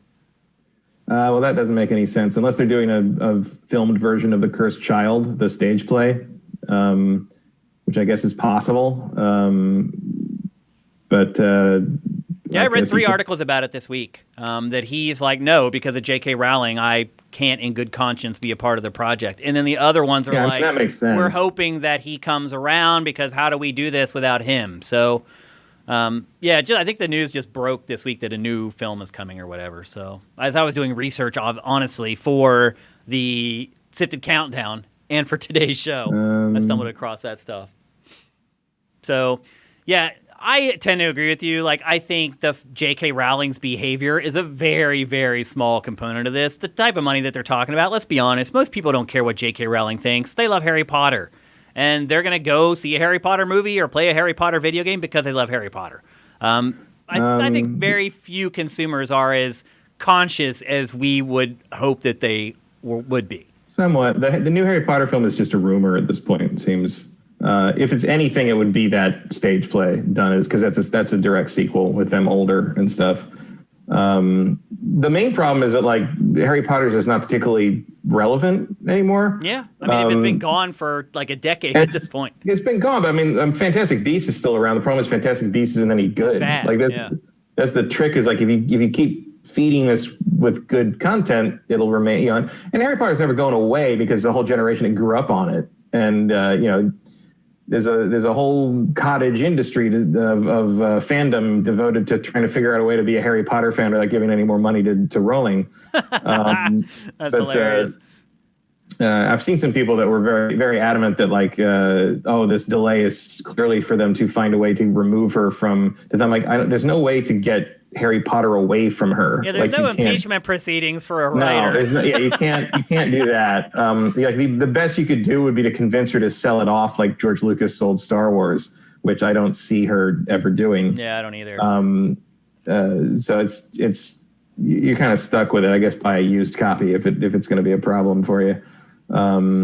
Or like buy the game and then contribute the same amount to like a trans youth charity or something. Like there's ways around it, I guess, if you need for soothing the conscience. It is funny though, where we're getting put in these positions now, though, where you're like, you know what? I don't really agree with the person who makes this stuff, but I really like the stuff that they make. So how can I get around the fact that I don't? Yeah, want to like I am interested in Hogwarts Legacy. I like that as a concept for the game. I'm really excited for it. Yeah, I think it's gonna be great. And I'm not a big Potter fan, to be honest with you. No, I mean I like them. I'm not. It's not like a Star Wars or Lord of the Rings to me. It's a fun little. Oh, that was nice. That's cool. I like them. I've never actually seen the last movie. In fact, I did. I've seen them all. I've not seen the Deathly Hallows Part 2. I didn't see that in theaters, and I just never got around. I actually own it. I have like a full set of them. But when I watched the whole set, I did it with the riff tracks add-on, the Mystery Science Theater guys. Yeah. And they had not done one for Deathly Hallows Part 2 at the time I did that, so I just skipped it, and I never went back. So at some point, I should probably watch that final Harry Potter movie. The other thing I would say, too, is if you watch this trailer, it seems nearly done. I mean, they show so many facets of the game in this gameplay trailer. It looks like it's really far along. So I mean, we thought that about Cyberpunk too. that's true. I mean, it's very easy to fool people with media. That's for sure. With it's like we like to call them bullshots. So anyway, that's Harry Potter. It's actually not Harry Potter. It's called Hogwarts Legacy. Do you think they should rename it and put Harry's name in it? No, I don't think Hogwarts is a mystery word by any stretch of the imagination. It's pretty obvious what it was. Yeah. And I'm a little surprised they didn't call it like Wizarding World Hogwarts Legacy. Like Wizarding World seems to be sort of it's the new brand overarching thing now, because it's what they call the theme park areas. And it's like, it just feels like that's, the Wizarding World of Harry Potter has sort of been the brand name for a while. Well, I think here's the thing, though, Matt. Who knows? I think the reason they don't have Harry Potter in there is because you don't play Harry Potter. Right. You play as like a new recruit or whatever. So right, but the Wizarding World is sort of a good umbrella term, I guess. Agreed. But I mean, look, Hogwarts. Everybody in the world knows what Hogwarts is. It's not like you're going to wonder what that is when you see it. It'll be interesting to see if like my nieces and nephews latch on to Harry Potter. Because there's no new stuff coming out for it. But that is an IP that kids generally really resonate with. I mean, I think the books are eternal for the most part. Like the books are going to remain what they are, and the story is going to work for new generations. Just like Roald Dahl stuff, Willy Wonka and that kind of thing. It's going to be part of sort of the British children's literature canon, as much as anything. I feel like that story is going to resonate with kids no matter what. Maybe in the after the water wars and we're all in some kind of Mad Max scenario, everyone's gonna be like, what's a school? Like then it won't work so well. But like until then, when we still have trains, I think it will be a fun thing for any kid to enjoy, because everybody wants that fantasy of like, you're actually super special and you get to go to a special school and learn how to cast fireball and say, it's a fun idea. Like it's good. And especially the early books, I think, are very charmingly written. Whimsy. I think it bogs down in its own mythology. I think it's too dark after a while for a lot of kids. It just kind of loses that lighthearted. That was the thing about it at the time, was the kids grew up with it. Yeah, and they were slowly morphed into that place. Right. Yeah, and now you're sort of going to have to pick an age where you read them all to a kid, kind of thing, and like you're going to be, it's hard to think. I think you're at a good age, like 8, 7, 8, like for early stuff, and then you're like, but like will I read like an 8-year-old Deathly Hallows? Like it's a little heavy. Like once you get to that point. Yep, for sure. But I think Harry Potter's gonna be around forever. Same way Star Wars and they'll milk it somehow. They'll find out some way to keep it going for sure. A, there's too much money there, and B, the books are good. The story's good. It works. And new people will always be discovering them and blah blah blah. Anyway, so there you go. That's Hogwarts Legacy, delayed to 2022, by the way. So they didn't just like come out this week and be like, we're going to need a few more months. They knew in January that they were not going to get the game done this year, which makes me wonder if even 2022 is a safe bet now. I would look for this around the same time the next Fantastic Beast comes out, which actually I have not been paying attention to. So I don't know when that would be. Or I think it was supposed to be this year, but I'm sure it slipped to next year because of the pandemic. Everything is it's all jumbled up and confusing. Yep. I would expect they're going to be. So this is, it's called delayed to 2021. Before the pandemic already got delayed to 2021. Now it looks like it's being pushed to next year. Yeah. Well, that's probably why they delayed the game too. Yeah. That's hilarious. That is my guess for most likely reason why. Currently, Fantastic Beasts 3 is slated for July 15th, 2022. So I would probably look July 12th, 2022 for I would look for the game around that time, or maybe June, or maybe closer to the fall in some sort of like synergy with the Blu-ray release or something. Yep. Something like that. It's going to try to piggyback on Fantastic Beasts 3. That would be my guess.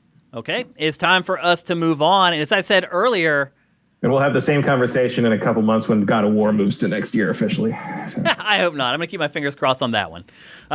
We're going to talk next about another Switch game that I played, and not just another Switch game, another demo that is on the Switch eShop right now. And that game is called Little Nightmares 2. When the first game came out, the first Little Nightmares, it got like a groundswell of kind of interest. It is published by Bandai Namco, so it's not really like, it's not technically an indie game, but it looks like an indie game. And I think that was really the first kind of smaller game that Bandai Namco actually published. And it's continued to do some smaller stuff like that. And we've seen EA now has its little kind of indie imprint. You see the big guys kind of getting into that, and they'll have kind of their own little side label that they use for it. But not Bandai Namco. This is published full throat by the Japanese publisher. And it is the follow-up to the first one. I did not finish the first game, so I'm just going to be honest with you. I do not know if this is a direct continuation of the first. I think I played the first one 3 hours maybe, something like that. It wasn't very much. Just enough to get a good idea of it. I think I just played it for like our Game of the Year awards towards the end of the year one year. Yeah, I played the first one very briefly. I liked the look of it and stuff. It just wasn't on my priority list for whatever reason. I actually forgot Bandai Namco published that. Yep. I don't associate them with things like that. Yep. So it is kind of a horror game. It's not like blood and guts horror, although it's Tim Burton-y. Yeah, there are hints at that stuff though. But for the most part, it is pretty tame. Like, I wouldn't worry about like my 8 or 9 year old son or daughter playing this game. But there are some themes that are a little scary. The themes are creepy. The environments are creepy. And the other part of it too is that I have no idea if this demo starts you at the beginning of the game, because there's not even really a cinematic. It shows him like walking down a hallway, and then he just gets warped to this world that you see right here. So I don't know if there's more setup to this when you play the full game or not, but they just throw you into this world and they're like, figure it out. The series is a puzzle platformer with stealth. So it does have like a lot of different elements. The platforming in the game is not like, hey, here's this gauntlet of crazy jumps. Can you do it? It's more like, hey, how do you organize these platforms so that it's possible to now jump across this chasm? So there's a lot of, as you're seeing right now in the B-roll, dragging objects to get them to the right place so you can jump on top of them and then get up to the ledge. There's lots of stuff like that. Things where you have to figure out how to manipulate the environment to make progress going forward. The demo that's on the eShop, it took me about 25 or 30 minutes to finish it, so it's pretty long. And what the B-roll that you're seeing is all chronological, so you're basically just seeing the demo as I played it. And you start in this woods area, and you work through the woods area, and eventually you get to this cabin. And once you get to the cabin, that's where you really start to understand the real plot of the game. Because you get there, and you go into the house, and you're sneaking around the people. There's, like, fake people sitting at a dining table, like, upstairs. You go past them, you go down to the basement, and you find that there is this little boy who is locked up in the house's basement. And you find an axe, and you take the axe in, you break down the door, you rescue him. At first it doesn't seem like you're going to team up. He runs away, he's scared. You're like, what the heck? Why is this child down here locked up? And then as you go back upstairs and you start making your way, he starts to help you. And then it becomes a co-op game, where it's you and this boy that you rescued essentially trying to escape these maniacs. Because once you get into the house, you do then come into contact with real humans, not fake humans sitting at a dining table. And he pulls out a shotgun and tries to blast you. And you run away from him through the grass, and then it turns into a stealth section. He comes out with like a big lantern, and he's pulling the lantern. And he's a giant, by the way. You're like the size of like a big toe. The human is like the size of a skyscraper. So it's another one of those little person, big world type games. When you go into like the kitchen, like you can't even get up on the table. It's so tall because you're so little. So it's one of those. It's like a big deal in indie games lately. What, the small person, big world thing? Small people in a big world. That's a big deal. Yeah, well, it works very well in this because it is a horror game. And so you realize, you're like, I'm helpless. Like, if one of these big enemies decides to kill me, there's no way I can evade it or survive it. I need to just avoid it altogether. And that's really what this whole game is about. Danger avoidance. And that typically is found, at least I feel like, you see that in a lot of games like point-and-click adventure games, where they don't want you to engage in combat. They teach you to avoid it instead, and a lot of times if you get into combat, you just instantly die. And that's kind of the way this is. It is kind of an all-or-nothing game. Some of the puzzles are simple, like this one. Pick up the stick and then use the stick to set off the bear trap so you don't walk over the bear trap. But some of them are a little more convoluted and handled a little differently. And so, like, there's an action sequence, like you saw earlier, where the log is rolling. It requires a lot of trial and error in general. There's no way you're going to survive that long log roll the first time. You're just not, because you're just walking along, and all of a sudden it just starts rolling after you. And once you play it the second time, you realize to get past that part, you have to start running instantly. As soon as that log appears, you better be running or you're not going to outrun it. So the game is set up. I don't think there's any way you could get through this game playing it the first time without dying. I don't think it's possible, because it just sets you up to get killed instantly, so that you go back, and the checkpoints are very generous. Go back to the checkpoint, you're like, okay, well, like for this, for example, you're seeing now, I'm throwing these acorns into these leaves to set off the traps. Well, the first time I came through here, I ran right into the leaves and I died. And that's kind of the way the whole game is. They kill you, and not gruesomely. Again, I think 8, 9-year-old kids should be okay with this game. They kill you, and then it's your job to figure out why it happened, and then how to avoid it, and then how to get into the next section or the next room of the game. So it's a lot of trial and error. It reminds me a lot of a point-and-click adventure game. There isn't a ton of action in it. Like, even I said earlier, like, you get an axe. It's like, you don't have that axe then that you use throughout the entire game. The axe is there for that one use. You drag it across the floor, use all your muscle that you can to swing it to break down the door, and then you don't use it again. The only inventory thing that I've come across so far in this game are hats. So right now, I've got just like a bag over my head, basically.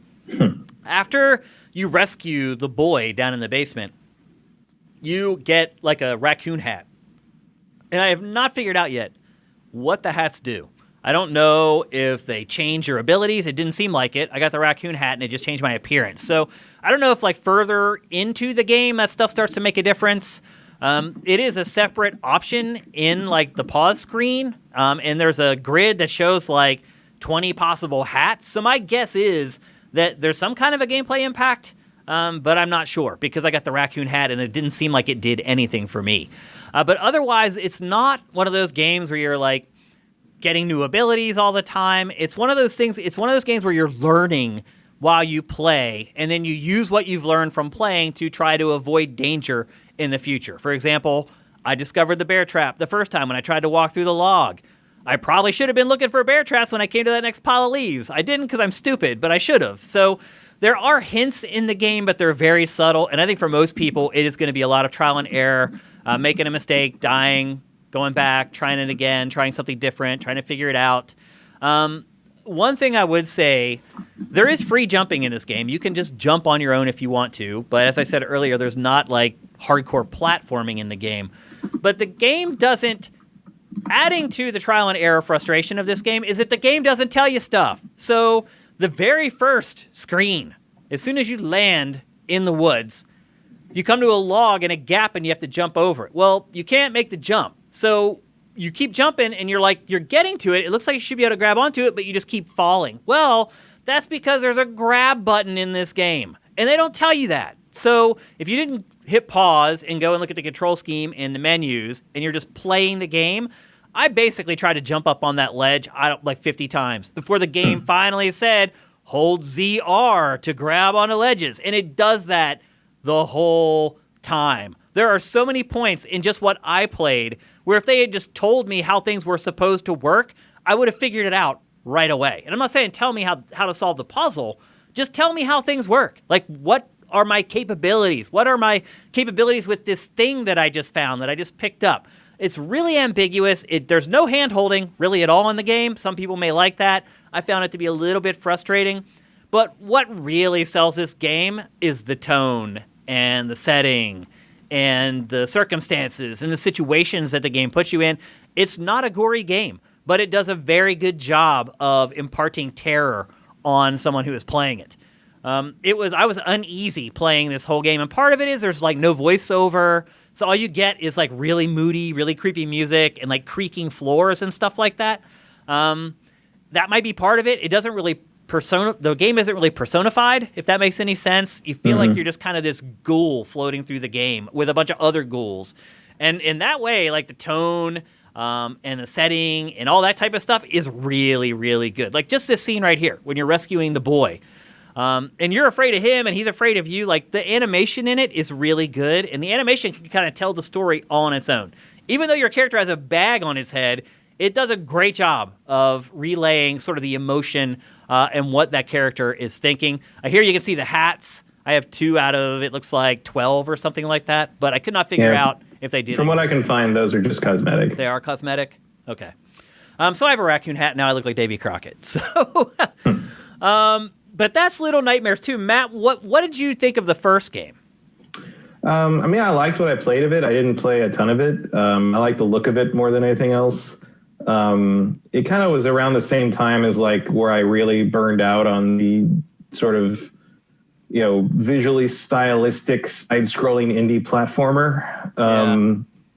And this because there are plenty of those, let's be honest. Yeah. It also kind of came on the heels, or maybe around the same. I want to say it was around the same time I was thoroughly underwhelmed by Inside, which I know is like a darling, but I like. It was fine, but like people continually hold that game up as like some kind of like work of genius, and I'm like, I don't get it.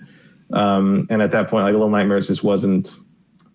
It just didn't stick to me, I guess. And I kind of had my eye on this, but did this come out, or are you playing a review version? No, it's just something? a demo. There's a demo. It's not just on the eShop. I played it on the eShop because I was already playing my Switch and it was easy. But there's a demo for this everywhere, on every platform right now. So if you have a PS4, Xbox, whatever, anybody can play this demo. All right. I'd try it. But the first one's always been kind of one of those games I kept meaning to go back to and try again. I just never did. It got a lot of great word of mouth. In fact, on Sifted, a lot of people really liked the first Little Nightmares. I remember a lot of people talking about it, being like, hey, I gave this a try, and wow, I actually really had a good time with it. I could see that, even in this sequel, why certain people would really enjoy the franchise. And I will probably play this again when it comes out. I'll be honest with you. It did not turn me off to the point where I don't want to give it another go. I can also get through this section of the game now because it is all trial and error. So when I played this the first time, it took me 30 minutes or whatever. I could probably get through this whole demo now in like 8 minutes because I know everything I'm supposed to do. The other problem I came across in this game is that objects that you need to use, first of all, they're not highlighted like they are in a lot of point-and-click games where you can kind of see that like little white edge around the stuff you actually need to interact with. There's nothing like that in this game. So you have to find it all on your own in the first place. The other problem, though, is that the detection on the objects is really wonky. So, for example, the axe I talked about earlier. I saw the axe before I ended up using it and was just like, I jumped all around it. I was hitting the interact. Nothing would happen. My character would not grab the axe. It would not interact with the axe. I go into the other room. I see the wooden door. I'm like, I know I need to knock that down with the axe. So I went back in and just started jumping all around and finally the character grabs onto the handle and then pulls it down. And when you're talking about a game like this where it's like, nope, that's not how you do it. You got to find the other way to do it.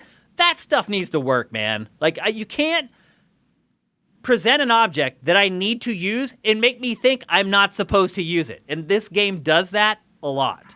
And then, some of the stuff's heavy and you have to drag it and it takes a long time and you get it where you need it and it's not the right thing. You have to go all the way back. So there are some annoyances in this game, but I think a lot of them are also endemic to the point-and-click genre. So I would say, if you're watching this game and you're like, that seems cool, and you like what we've talked about so far, I would probably ask myself, do I generally like point-and-click games? And if you don't, I would probably stay away from this. Or if you're just a person that typically really gets irritated by trial and error, I would probably stay away from it. But if you like moody stuff, if you like thinking games, some of the puzzles in this took me a while to figure out, even in this very early demo. But if you're that type of person, I think this game will resonate with you. Do not go for it if you're like into action games. You're about to see the only action in the game here in about 5 seconds. There isn't that much. And usually the quote unquote action in the game are more like, they're like set piece moments. Like the one you're about to see, a human chases you with a shotgun and you have to run away and you have to get behind boxes. So he shoots, you have to make sure you're behind a box when he shoots. And then while he's reloading, you need to scurry down the path and get behind the next box and make sure you're securely behind it before he shoots again. Rinse and repeat until you get to the end of the stage. That's about as action-y as this game gets. You don't get weapons and you're hacking and slashing stuff. You're not shooting stuff. It really is just kind of a thoughtful game where you look at the environment, you look for clues. Like the right analog stick kind of lets you look out of frame, and that's really important. A lot of times the clues are just like right out of frame. That's the type of game this is. It is coming to every platform. So if you're interested in it, pretty much anyone's going to be able to play it. And the first game also was released at a cheaper price, so you're not going to have to pay like $60 for this game. I haven't seen what the price of this is going to be yet, but my guess is it's not going to be a full-price game. I would probably say 30, something like that would be my guess. We'll see. We don't know that for sure yet. But I will say this. I was not that excited to play it at first. I really thought that I would play it for like 5 minutes and then put it down. But ultimately, I ended up playing the demo all the way to the end until I got the thanks for playing, go buy the game on the eShop right now screen. So I did have fun with it. I will pick it back up when it gets closer to launch. But you can find out for yourself for free right now, no matter which platform you currently own. So there you go. That's Little Nightmares 2 coming to pretty much everything. And now we're going to talk about Cyberpunk 2077 again. When do you think we'll finally finish talking about this game, Matt? What year? Maybe never. I don't know. It could be this thing that we harken back to just over and over because it has set so many precedents in how its launch was handled, and how not to do anything. And how, in all honesty, right, a playbook on how not to do things. So, as you guys know, if you've watched GameFace, it has been a disaster. The PS4 and Xbox One versions of the game were launched essentially unplayable. You can play them, but you're going to suffer through bugs. Your saves might get corrupted or might get wiped out. On PlayStation 5 and Xbox Series X, it ran a little better, but still crashed constantly. It crashed right till the end for me, Matt. Like, have you gone back and finished it yet? No, I haven't. I played a little more like after our last show, and at a certain point, I don't know, it crashed or something happened, or I got bored or whatever. I just stopped. I was like, I'll come back to it when they fix the HDR, when they get the next gen patch done, when when it's done. I'll play it again when it's done. I mean, I put like 60 hours into it, like a lot of open world stuff. Like I found tons of weapons and legendary stuff. You spent so much time with it and never finished it because you spent more time with it than I did, and I did finish it. I ran around. I mean, I'm like somewhere in the mid to late act 2, but I'm running around finding stuff and poking around the world. But at a certain point, I don't know. At a certain point, the seams get too obvious, and like, I don't expect this to be fixed at any point. It's just how the game design worked. But it's like, I was hoping for something on the level in terms of like narrative structure beyond the main quest, like Witcher 3, in the way that Witcher 3's side quests and even the hunting quests like have something of note and narrative value to them. And it's just not here in this game. Like, it's like all the side stuff is just go here, kill everybody, pick a thing out of a treasure chest, you're done. Like there's no verve to it. There's no structure. There's no narrative ideas. It's just, if you want like Witcher 3 quality, like writing and storytelling, you play the main quest or nothing. Yep. Like, I agree 1,000% with that. It is at the end of the game, you get to a point of no return where they're like, hey, this is it. You need to decide if you want to mop everything else up before you trudge forward to finish the game. And so I did stop. And I, believe it or not, Matt, I went and played some side missions in one of these games. And that is because I loved the main missions in this game right to the end. I was completely sucked into this game until it got to that point of no return. I was like, I want more. I can't believe this is the point of no return already. And then they're like, well, you might want to go finish some stuff up. So I was like, okay, I will. And I just started looking at the map and like just started picking missions. Like I went and I had sex with a hooker for the first time. Like I hadn't done it the whole game. So I was like, I need to experience it before I finish it. I'll go do it. Really disappointing. The whole relationship system in this game, really disappointing. All the way to the end, I would add. Sex is basically a cutscene in this game. There's no like romancing somebody or any of that. It's just like, hey, go pay a prostitute to have sex, and you see this cutscene with some boobies, and that's pretty much it. So, point of no return. I had really loved the story and the missions I had been playing through the main campaign at that point. I'm like, all right, I need to go back and see if some of this side mission stuff is good. Oh no. It is exactly what you said it is, Matt. It is just a bunch of fetch quests. Go here. There's a scuffle on the street. Kill all of them. Come back and collect your reward. So I went and had sex with a prostitute, and I went and completed all the missions that I had not gone back and collected my reward for yet. Because what happens is, in this game in particular, you'll finish a mission, but then someone else will call your phone. And if you accept that mission, at least I completely forgot about the one I just finished. And a lot of those are like, you need to come to my house to get your reward. And like, I just had never done it. So I had like 6, I think, missions that I just needed to go and collect my reward for that I had never done it. And then I started poking around in the side, and yeah, they're really bad and really uninteresting and really dull. So I just went and finished the game. I really enjoyed the game a lot. But like, I haven't played it the way you have. If I had played it like you, I don't know if I would have lasted 60 hours, Matt, to be perfectly honest. I mean, I did a lot of like, playing it while I was listening to something else or whatever, my usual open world stuff. And I like the main story well enough, but it's not compelling enough to pull me through it for the most part. I'm just not, I'm shocked at how uninterested in this game I am in the end.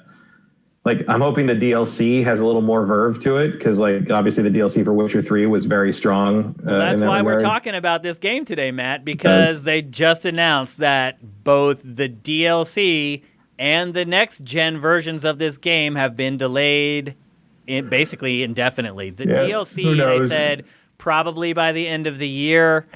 And they've done this so that they can get the versions that the vast majority of people bought to work. They've done this so they can sell it on the PlayStation Store again. Exactly. Right. I mean, yeah. I mean, you have to realize, too, that, probably the PS4 version is the one that sold the most. So while people like you and I are playing PS5 or Xbox Series X, you're like, it crashes every once in a while, that sucks. People on PS4 and Xbox One are like, bro, this game is trash, like complete trash. So do you think it was the right call? It was the only call, wasn't it? What else can you do? You got to. Like, you got to make Sony happy. So, because otherwise you have no revenue stream. Like, they're doing, I mean, the something like half the 8 million pre-orders were PC. So clearly that turned out okay. I would have to imagine. Oddly enough, the PC and Stadia versions are like the most stable.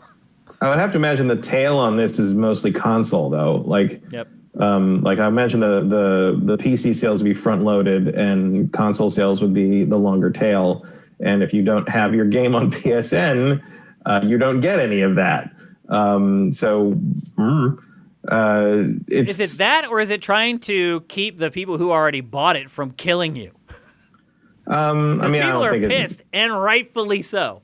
I don't think it's that serious. I mean, everybody got their refund opportunity, so that's true. Yeah, you're kind of off the hook at that point, I guess. You want to whip it into shape, get it back on the PSN, get it back on the stores in a form that you can then say, hey, it's okay to try this again, because you want that money back, basically. Yep. Especially because you had to refund everyone, but Sony didn't have to give back their cut, apparently, is how that works, which is pretty well negotiated for Sony in terms of how they get people to sign their contracts. But it's and there's a big redemption story in play. I mean, that's the thing. The thing about it is, like, this isn't like No Man's Sky, where you're going to slowly update this game, and like 2 years or 3 years later, you'll put out a new trailer on Twitter or something, and people who played the game once in like 2016 are going to be like, oh, wow, this doesn't look like the thing I played before. What's this? And people are like, oh, it's really good now. You should try it. Like, okay, I'll go try it. Like, there's that kind of thing of like people come back to it and sort of dip into it and realize that it's a big new thing.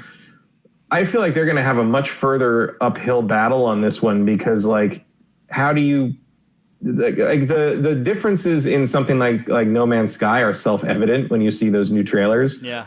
For this game, it's like, how do you know it's fixed? Yeah, how do you sell it? You just show footage that doesn't have bugs? You show footage where it's not crashing? Like you can't do that. Like, there's no way to evidently show that, like it's you basically have to trust CD Projekt Red again. And how can you? Good luck. That's why I'm wondering if it's... And look, I think obviously, yes, it does make sense. Fix the PS4 and Xbox One versions. A lot of people bought it. But I do wonder if you're ever getting those people back, Matt. You brought it up yourself. Like, how do they trust CD Projekt Red? Mm-hmm. And if they can't, is it smarter to focus on the PC, PlayStation 5, and Xbox Series X version instead?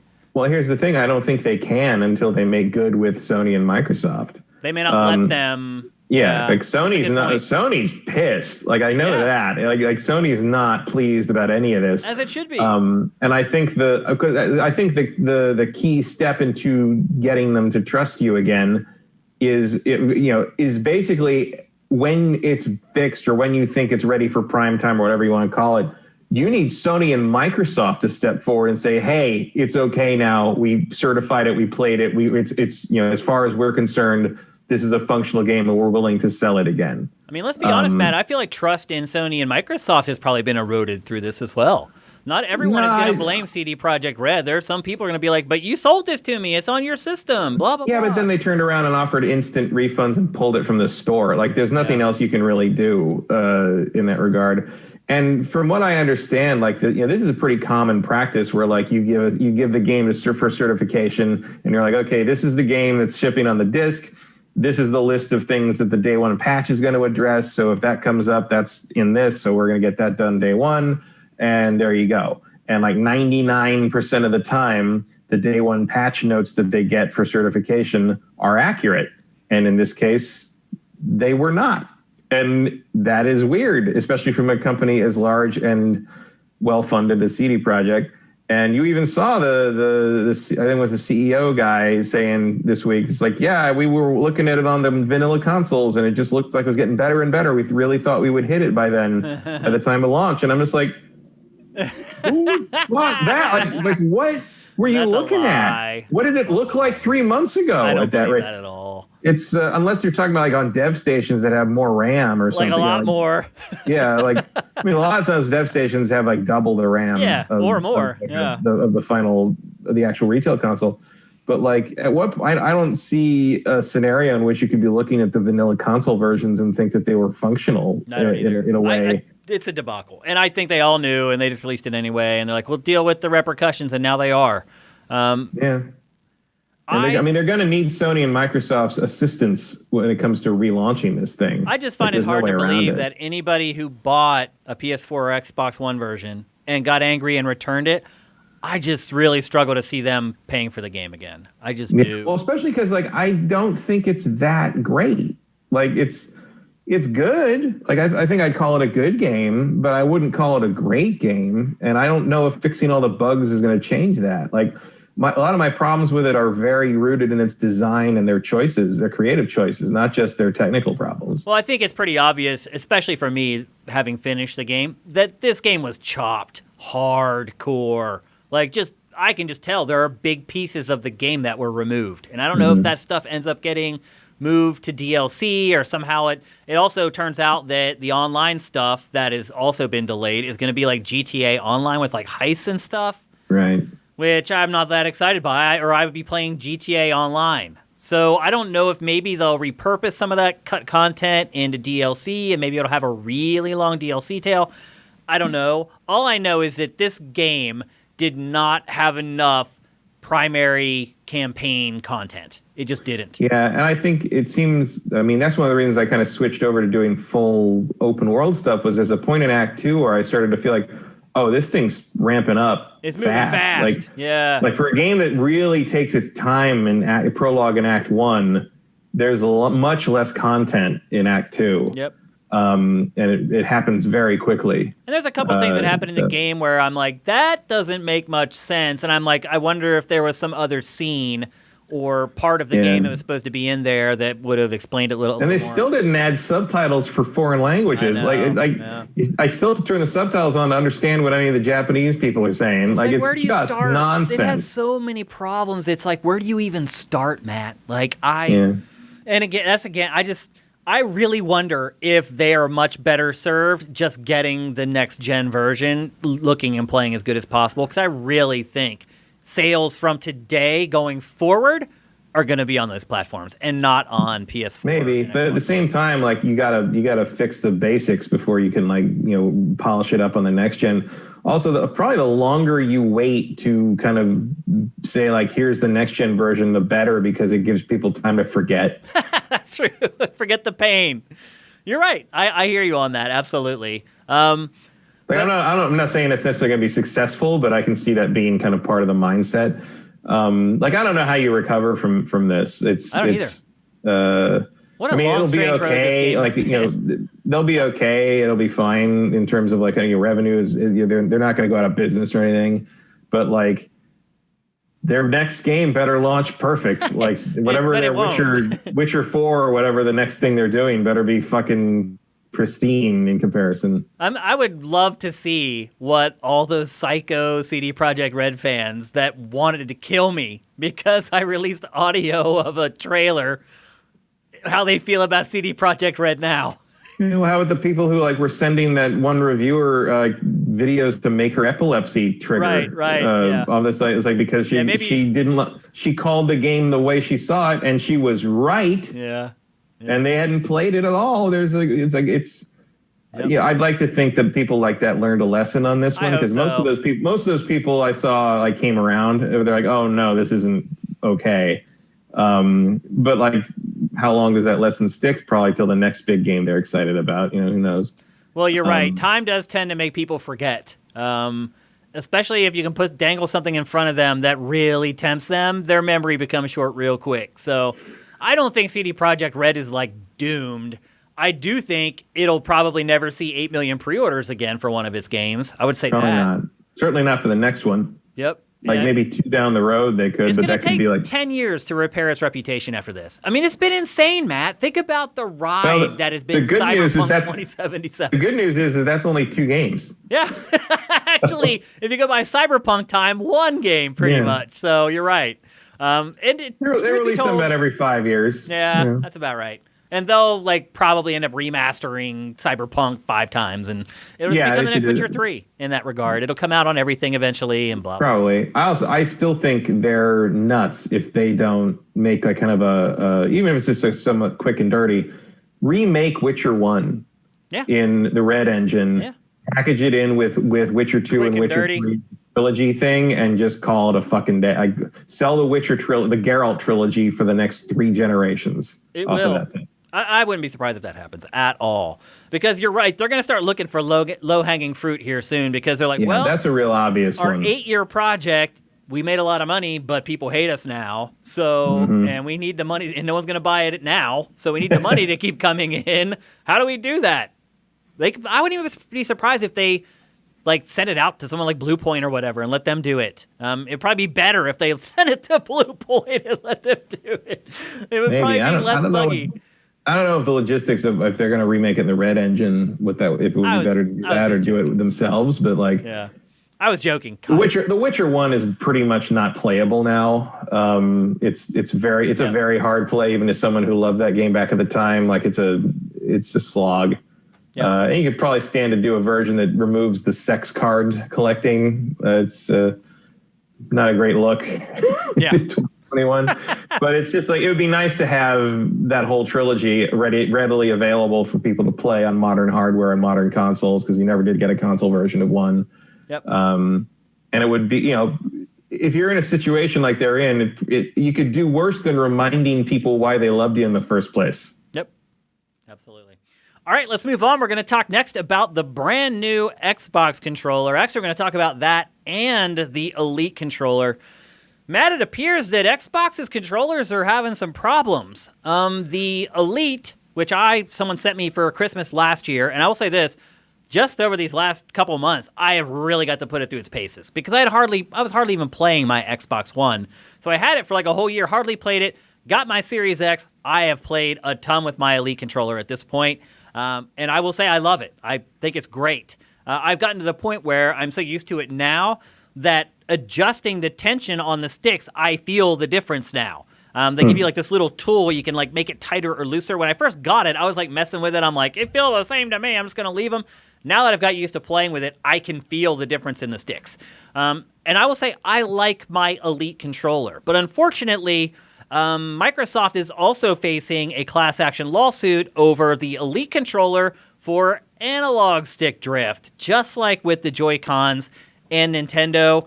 There were some updates on that this week as far as how Microsoft is basically trying to get out of it and find another way to make good and get out of the class action lawsuit. That's a whole other topic. But the bottom line is even the Elite controller is having issues right now. And keep in mind, this is a $150 controller. This isn't the thing that you get with your system or the one that you buy that's made out of plastic.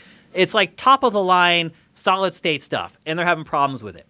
And then we find out this week that Xbox has sent out a survey to its fans, its consumers, asking them if they would like the features that they've heard about, only heard about because they didn't buy one, the features that they've heard about in the PlayStation 5 DualSense controller.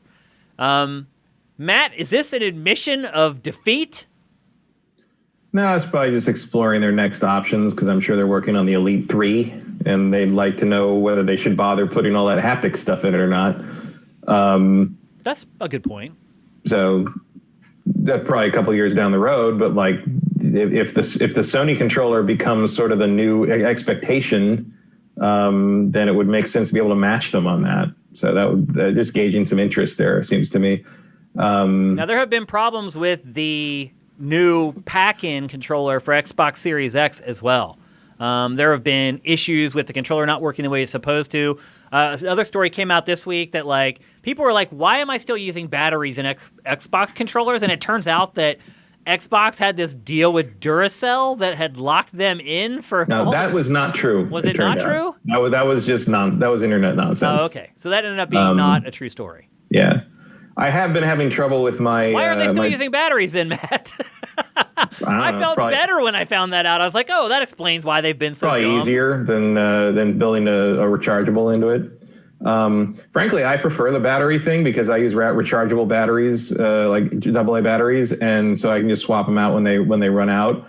As opposed to like if when my DualShock 3s could no longer hold a charge, it just didn't work anymore. There wasn't much I could do about it. Yeah, I mean, they're worthless then. I mean, there are some people that'll crack them open and replace the battery. Yeah, you could do that. But I'd just rather spend the $60. Yeah, it's just... I have been having trouble with the pack-in Xbox Series X controller disconnecting at random. That is the most common issue with it. Yeah, that's happened a couple times, and then it won't connect again. Like I have to like restart the system, which is bizarre. If that happens too many more times, I'm probably going to switch back to my normal Elite. Why have you decided to use the pack-in instead of your Elite? That's like how it feels. Okay, you like it better than the Elite. I like the D-pad a lot. Ah, okay, I can see that. Because even on my Series 2, the D-pad is really clicky. Like, yeah, the D-pad's okay, but like I like the D-pad on the new controller a lot. So that's just sort of. I don't know if I say it better. It's just different, but I have and I like the texture on it. Like some of it might just be like a new toy. Yeah, phenomenon. That could be part of it. But I'll say this, Matt. Now that I have used the Elite Series 2 controller, basically as long as I have used the DualSense is the better controller, man, by a lot. And I got that packed in with my system. You can buy an extra one for like $65. Why are they charging so much for these Elite controllers, Matt? Look, just your example. You are using the pack-in that you got with Series X instead of using your Elite controller because you like the cheaper one better. Why are they so expensive, these Elites? Well, they're mainly expensive because of all the extra pieces and customization stuff, which again I don't use. I didn't either. I took it all off. Like I changed the tension on my sticks, and I chose the length of stick that I wanted, and like the head that I wanted, and the type of D-pad, right. And then I put the rest of it back in the box, and I never looked at it again. All those paddles and all that stuff, I just put them right back in the. I'll never use them, and I'll say this too. The paddles are removed, and I've been playing Rocket League a lot. It's a game that I've kind of rediscovered because I have nothing to play on my Series X. I've been playing it a lot, and it's very intense. In fact, I'll say this. Rocket League is the only game that still exists that makes me move my body, meaning like jerking from like I haven't done that since I was like 5. Like playing a game and like moving as if I'm really in the world. I do that in Rocket League. But anyway, I have been playing Rocket League with it, and it's very intense. So you grip your controller.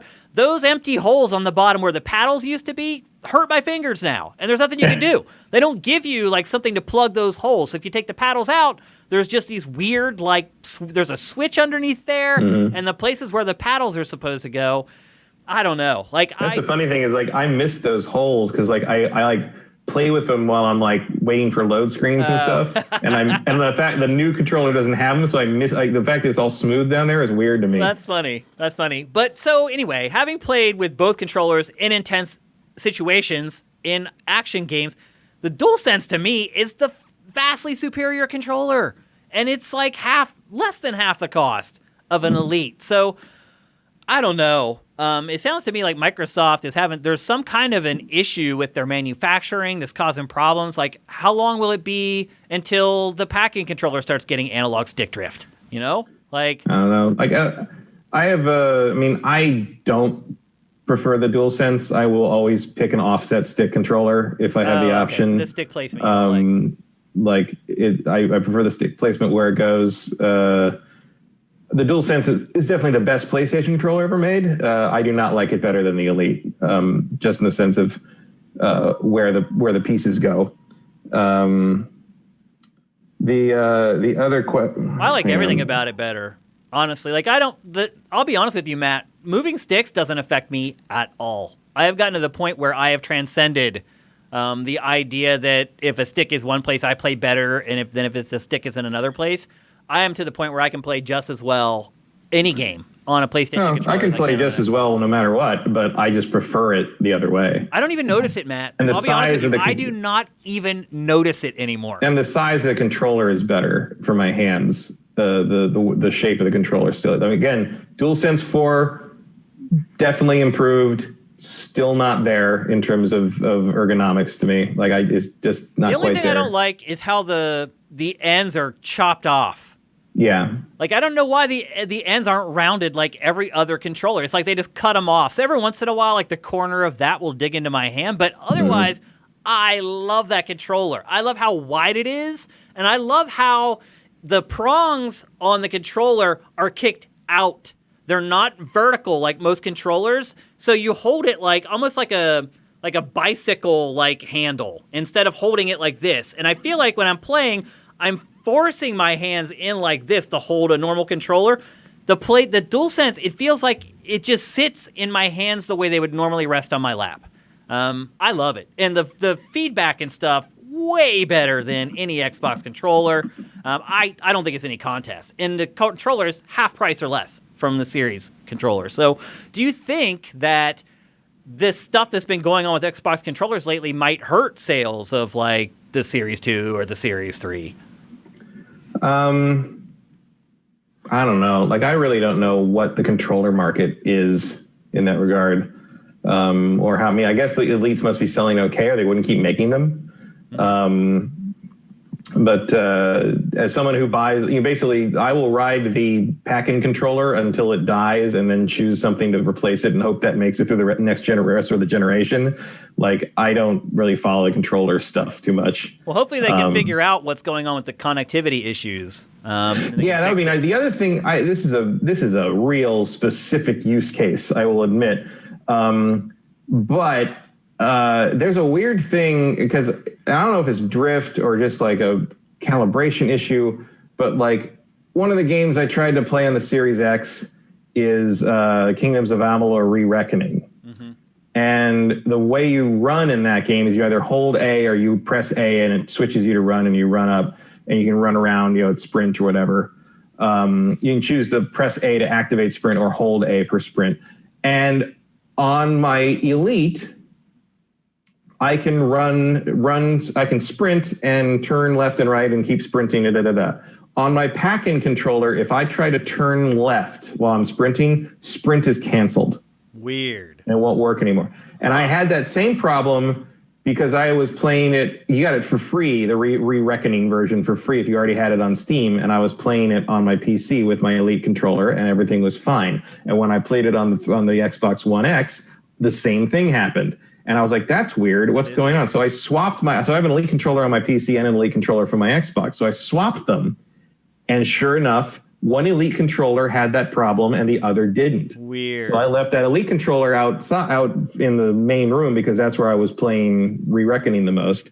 And then when I switched to the Series X, I did. And so I'm obviously using the pack-in controller. Pack-in controller has the left sprint to the left stop problem again. And so I hooked up my Elite controller. sprints to the left just fine. So I don't know what the hell that is, but there is like a 3-pixel difference that one controller can handle properly and the other controllers don't. And my only question on that is repeatedly, and I had the same question when I had the analog stick drift on my PS4 controller when I was playing Destiny, and the menu thing would just fly over to the right side of the screen. I couldn't do anything. Why is there no recalibration setting in these consoles? I don't know, man. Why can't I go into settings and say, like, do the thing you should do with just the joysticks on PCs in the fucking 1992 and be like, center, upper left, upper right, center, done. Like, why can't you do that? Do that on Switch. What is that? Because they have to, because you have motion controls. So they right, because the motion control stuff there. Yeah. Why is that not standard interface equipment on these systems? Should be. It so weird to me. I agree. Because I feel like that would solve a lot of those drift problems, at least temporarily. Yeah, for sure. Just being able to it's better than having to buy another $80 controller, right? Yeah, absolutely. So I don't know if you guys have had any problems. I know a lot of you guys probably haven't been able to find a Series X or a Series S yet. Keep looking. You'll get one eventually. So maybe you guys haven't experienced much of it. I have never even used the pack-in controller for my Series X because you guys got me a Series 2, and I was like, man, when I get my Series X, I am absolutely using that new controller that the Sifters bought me, and that's all I've used. So I don't even have any personal frame of reference on the controller. I held it to see how it feels, and it does feel good.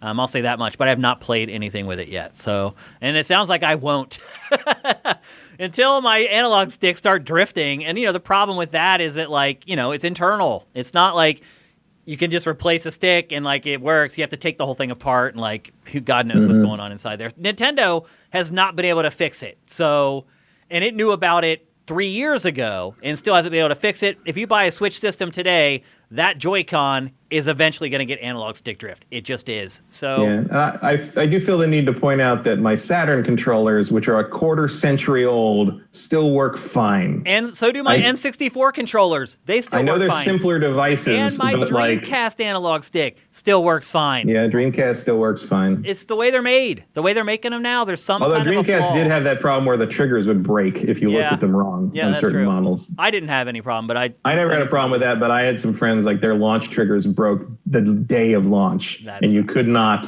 replace them because they were all gone. I would lose it.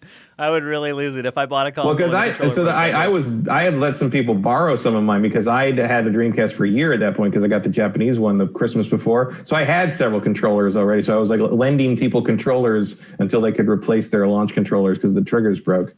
Now, Matt, that's one of the first times I think I can really remember seriously faulty controller problems. In a system. Now, Matt, Microsoft wasn't asking, do you want the sticks offset? They were asking them, do you want, haptic feedback? Yeah, you want the haptic feedback and the touch screen, basically. Yeah, so my question to you is, do you want that stuff in the Xbox controller?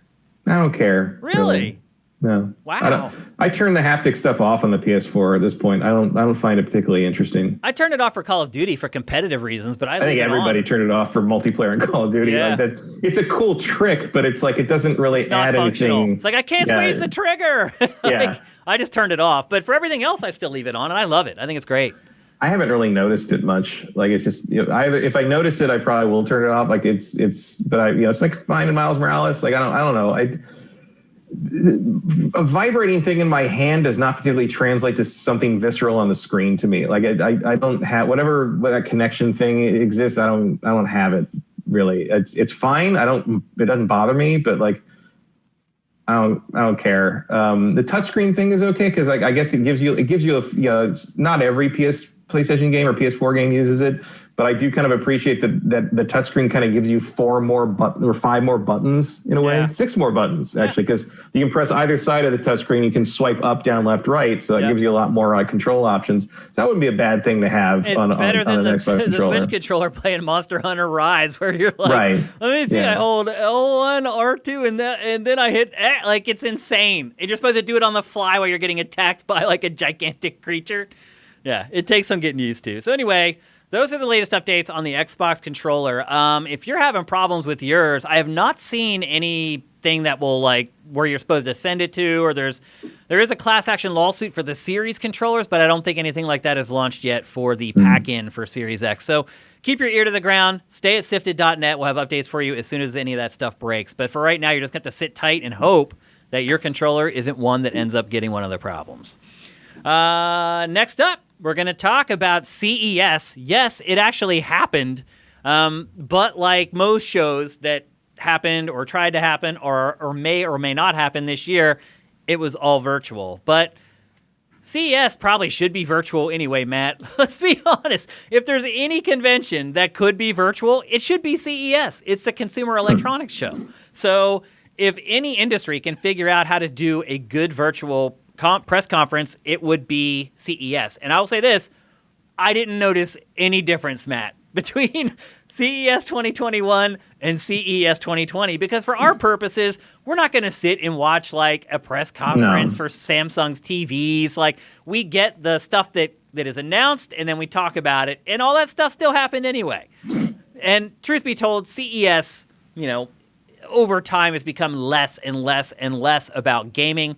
But in 2021, there was some big stuff, and probably most importantly, as usual, Sony was at CES. And every once in a while, Sony will drop some little nugget at its CES press conference related to its PlayStation business, and that was the case again this year. Didn't show any new games, didn't show any new hardware, but it did show a trailer. And at the end of the trailer, it just dropped these release dates for like every PlayStation 5 game is coming in the next, 12 months. Well, as it turns out, some of them are not coming in the next 12 months. Let's see.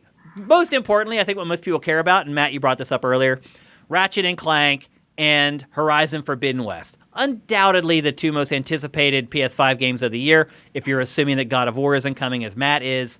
And God of War is not on this list. So That's a good point. It is not. But Sony did confirm at CES that both Ratchet and Horizon Forbidden West are targeted for 2021. So they've been sweating it. You can probably relax. I wouldn't even be surprised if we get Ratchet before we get to E3. I think Ratchet's the first half of the year, no doubt. That's my guess.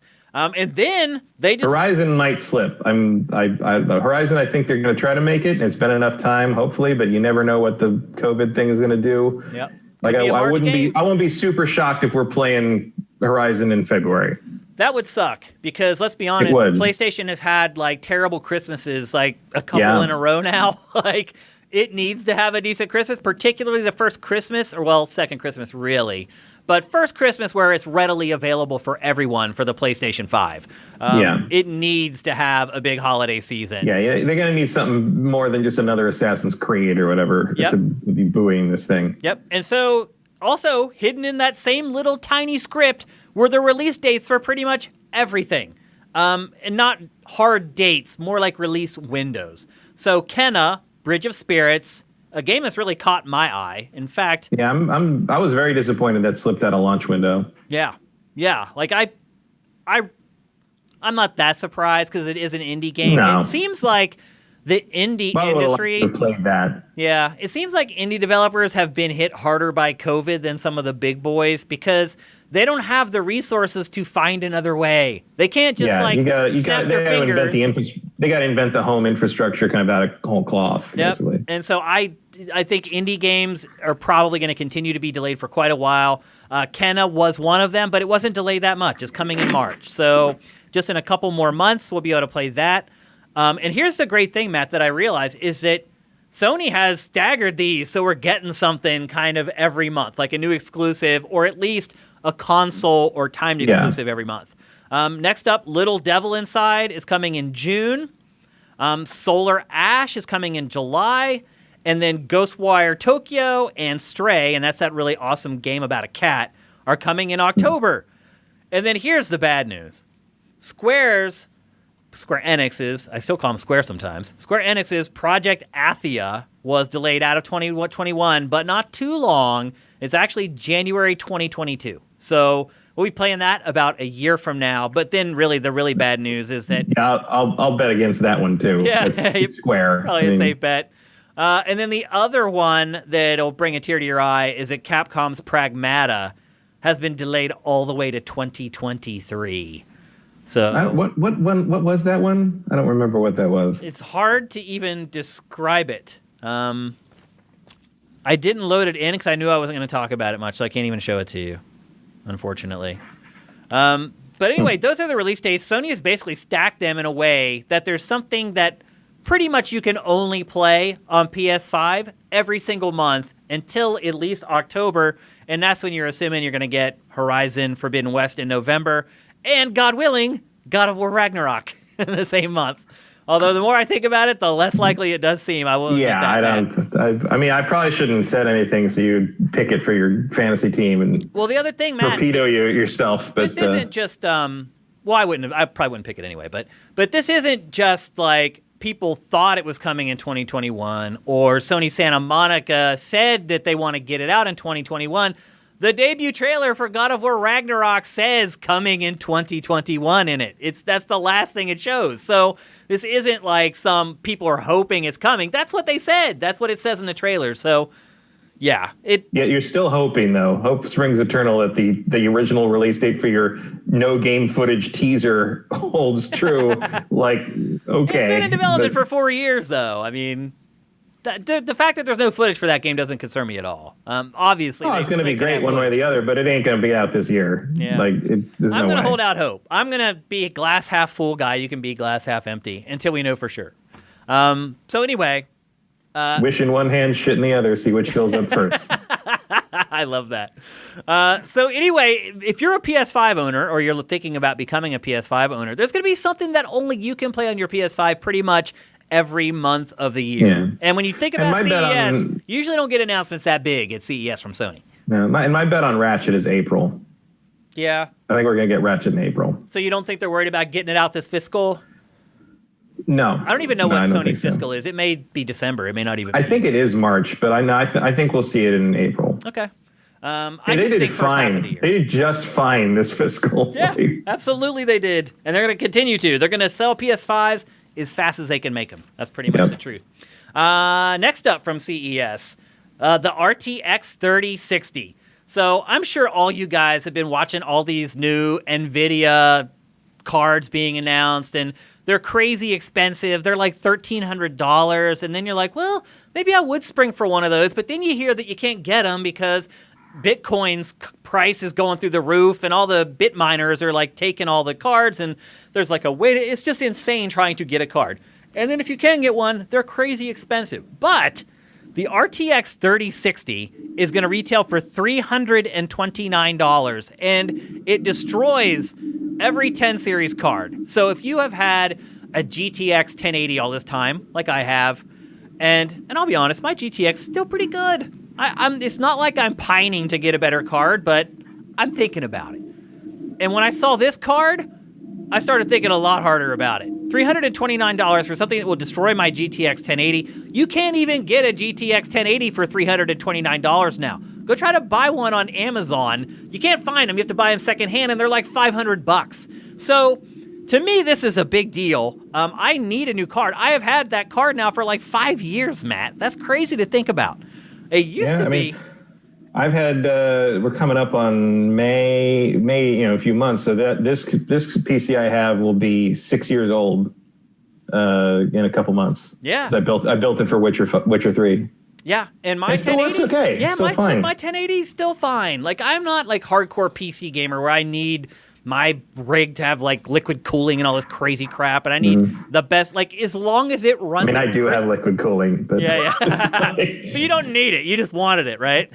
No, I just actually came with the components I bought. It wasn't a choice really. It was just what I wanted and had it. Yeah.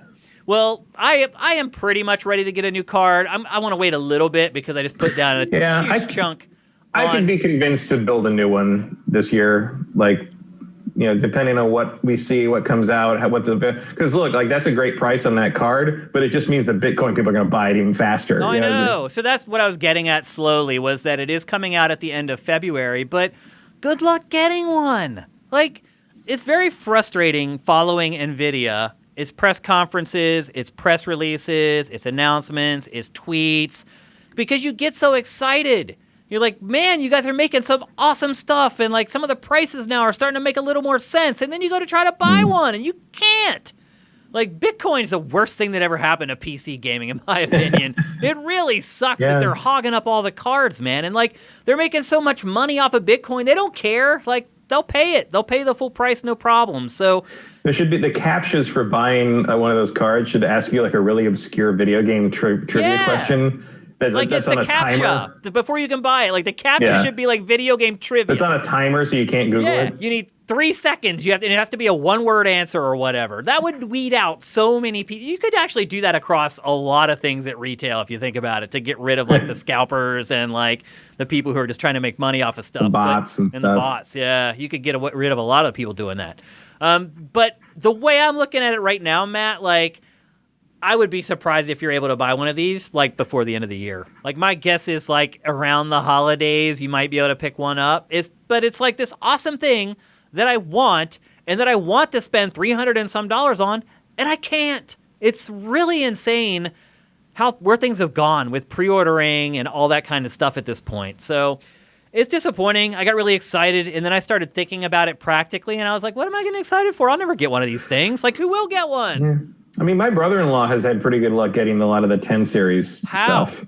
He just camps the digital lines, basically, and when they go up, he pre-orders it. And then, like, he pre-orders them and then asks if anyone wants it, basically. Like, he gets stuff he doesn't need and, like, will sell it off to other people that need it. Or, he'll text me and be like, oh, I got this, and do you want one? And I'm like, no. And if we don't find anyone who wants one, he just cancels the pre-order. Well, Matt, if he gets an RTX 3060, you have a buyer right here, bro.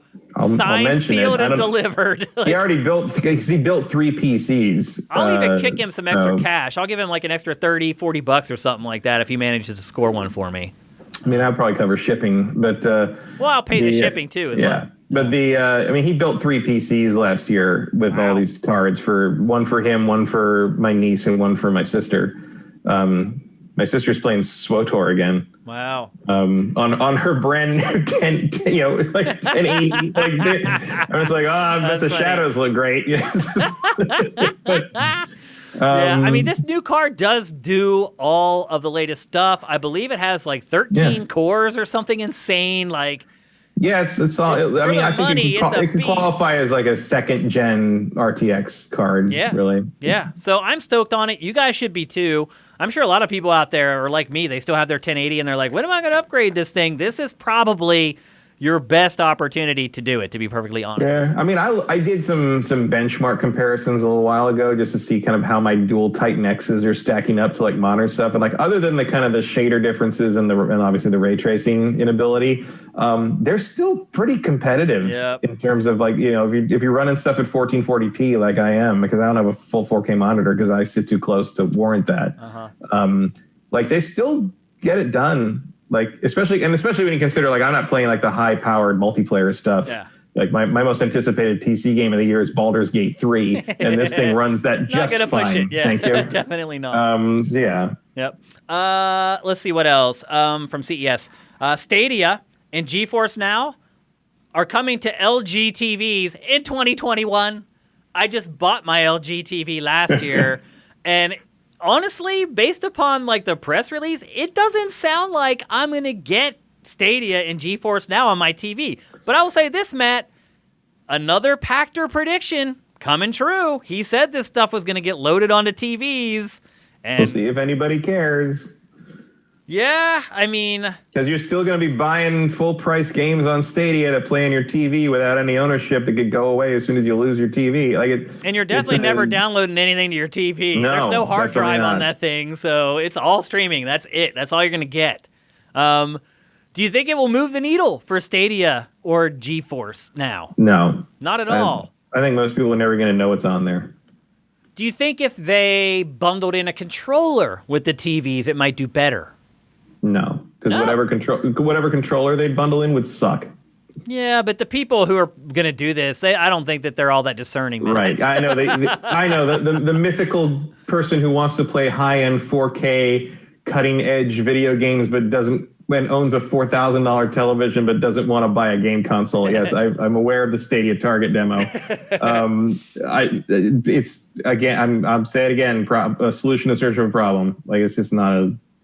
I still can't play God of War Ragnarok, so fuck it. How far do you think this stuff is going to go? I mean, do you think all the other manufacturers are going to follow suit and start putting it in their TVs? They might. I mean, this could be the new 3D. You know, Yeah. like every TV has it for a few years, and then they realize nobody cares, and nobody's using it, and they just sort of phase it out. Yeah, it's like my old plasma TV that's sitting 5 feet away from me right now in the corner. Mine's like right on the other side of the laptop. Yeah. I have no idea where the 3D glasses are, but it came with them. Well, I have mine, and they've like malfunctioned. Like they've completely, the lenses have gone completely black. Like ink had like leaked across the lens. I don't know. And then I Googled it. Because the LCD, the LCD thing must have cracked. And I Googled it, and everybody is like, all of ours did it. And those glasses were crazy. They were like $100 a pair. Yeah, if you got more, like I got the Panasonic legit ones, and they were $100 a pair. I asked for them for Christmas. I got 2 pairs, one for me and one for my wife. And they're fancy, but like, and they use like they use the shutter tech too, like the old Sega Master System. Yeah, they didn't last. Which works. Like it looks pretty good, and you don't lose any color. But like, I never did it just because like I don't watch the 3D stuff that much, and my girlfriend can't see 3D, and it makes her sick. So I wasn't going to spend $100 on a pair of glasses for someone who wasn't going to use them. So screw it. Yep. Like it was a non-starter. Like the closest thing 3D tech ever came to being usefully integrated was the 3DS. It's like if you don't have to put stupid glasses on, great. Awesome. It's funny watching this Stadia stuff and realizing how much stuff still hasn't launched. So they are going to finally launch that like suspend feature that they showed at their debut press conference with Hitman 3. Right. And a lot of this stuff that we're seeing right now, I know you can't see the B-roll, but we're watching like the crazy YouTube integration and all the stuff that they taught. None of that stuff is launched playing with other people, letting people take over your game for you. All is like, nope. Yep, still not there. Jade Raymond, blink if you need us to come get you out. Like blink twice with your right eye only. Yeah, exactly. So I agree with you, Matt. I don't know this is going to move the needle all that much. I think it will help some. But it's not going to be enough to like save Stadia or anything. I mean, like it's the old college try. Like you know, I can't blame him for taking a shot at it, but it's not going to be I don't even know half the fucking apps on my TV, and I've had it for 3 years. I know. Like I went and looked at the marketplace like 2 days ago, and I was like, I didn't even know we had all these apps on my TV. But they still don't have HBO Max, do they? What the fuck is that about? They don't. They don't have it on PS. They don't have YouTube TV on PS5 yet either. They have it on. And the problem is they can carry apps over from Xbox One to Xbox Series. They cannot carry apps over from PS4 to PS5. No. They have to rebuild. Can I just, as a small tangent, what the fuck is up with the PS5 store? Why can't I see sales on the PS5 store? Like, what the hell? Like this, they did the holiday sale, and I had to plug my fucking PS4 back in so I could see the fucking sale listing. It's ridiculous. Like, what is that about? It's not even functional. Like, I would have bought something. One of my complaints they did fix, which was it was even hard to find the free games for PlayStation Plus. They did fix that. That has its own panel now, at least. Yeah. So I was like, thank you. Yeah. But like that PS5 store is shocking. You can look at all the PS5 games. They had to rebuild everything for PS5. Everything you can look at all the PS4 games. You can look at all the free games, and that's it. Yeah. Like you can't look at deals. You can't look at movies. It's bizarre. Yep. It's not even close. It's amazing. Yep. And then the final thing from CES 2021 that I wanted to bring up is Arcade 1-Up. If you guys are familiar with them, right. They are reviving like really old arcade games for purchase for home. And they announced a few new cabinets. They announced Killer Instinct, Dragon's Lair, and a couple others. So if you've been pining... You didn't get the big one there. What big one? X-Men. Oh, you thought that was X-Men. the biggest one? That's by far. By far. Yeah. That is a lost license. It's by Konami, so people thought it was gone forever. And that is a great arcade game. And it's a 6-player game, so people were like, you assume it's never going to see the light of day.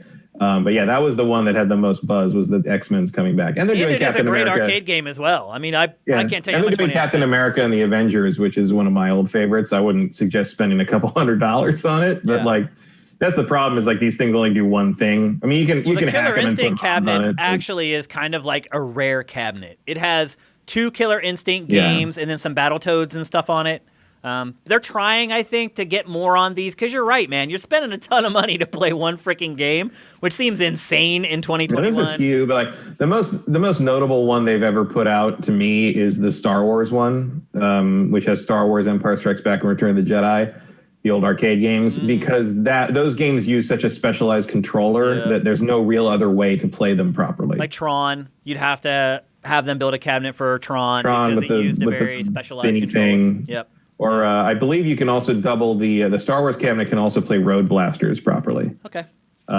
Which is another than rare. Nothing extra, I guess. Right. You better really love those games, and the problem is that they're not that great. Yeah. The thing is, it's just not that they're not worth that kind of money. The best use of those would be if you have friends who are willing to play a lot of fighting games, and because they do a lot of good fighting games, like 3-pack collections and that, and you get a nice arcade setup that way. But I guess overall what I would say is if you're someone who has an awesome man cave, I'm jealous, and you're looking to buy arcade machines, you should probably keep an eye on Arcade 1UP.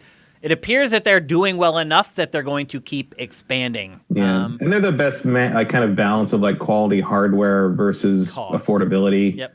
And they got the official licenses, so it's not piracy. And they switched to better sticks recently, so a couple of years ago. So, and you can mod them pretty easily if you want to put other stuff on them. So it's a solid choice. Yep. And that's it for CES 2021. Those are the big gaming headlines from the show. It's not out of line with prior CES. That's just kind of how it is. I'm just happy we got those release dates from Sony. That to me is like a big bonus. Yeah, that's way more than you would expect out of CES is a bunch of Sony release dates for sure. All right. It's time to move on to our last topic of episode 242. I should add, 242 is a special number for me. I'm a big fan of the group Front 242, old industrial group from Wax Trax Records. Some of you guys know who they are. So today when I was preparing, I was like, man, if I was still playing music before our show, I would just play Front 242 the whole freaking time. So I couldn't do that. So when this show is over, go listen to some Front 242. Our last topic of this show is actually, and you guys probably saw already on the lower third, is going back and looking at a game that has been out for a while. And that game is Mario Kart Live Home Circuit. It is the augmented reality / RC take. And in fact, let me just get the trailer going here for those of you who maybe forgot what it is.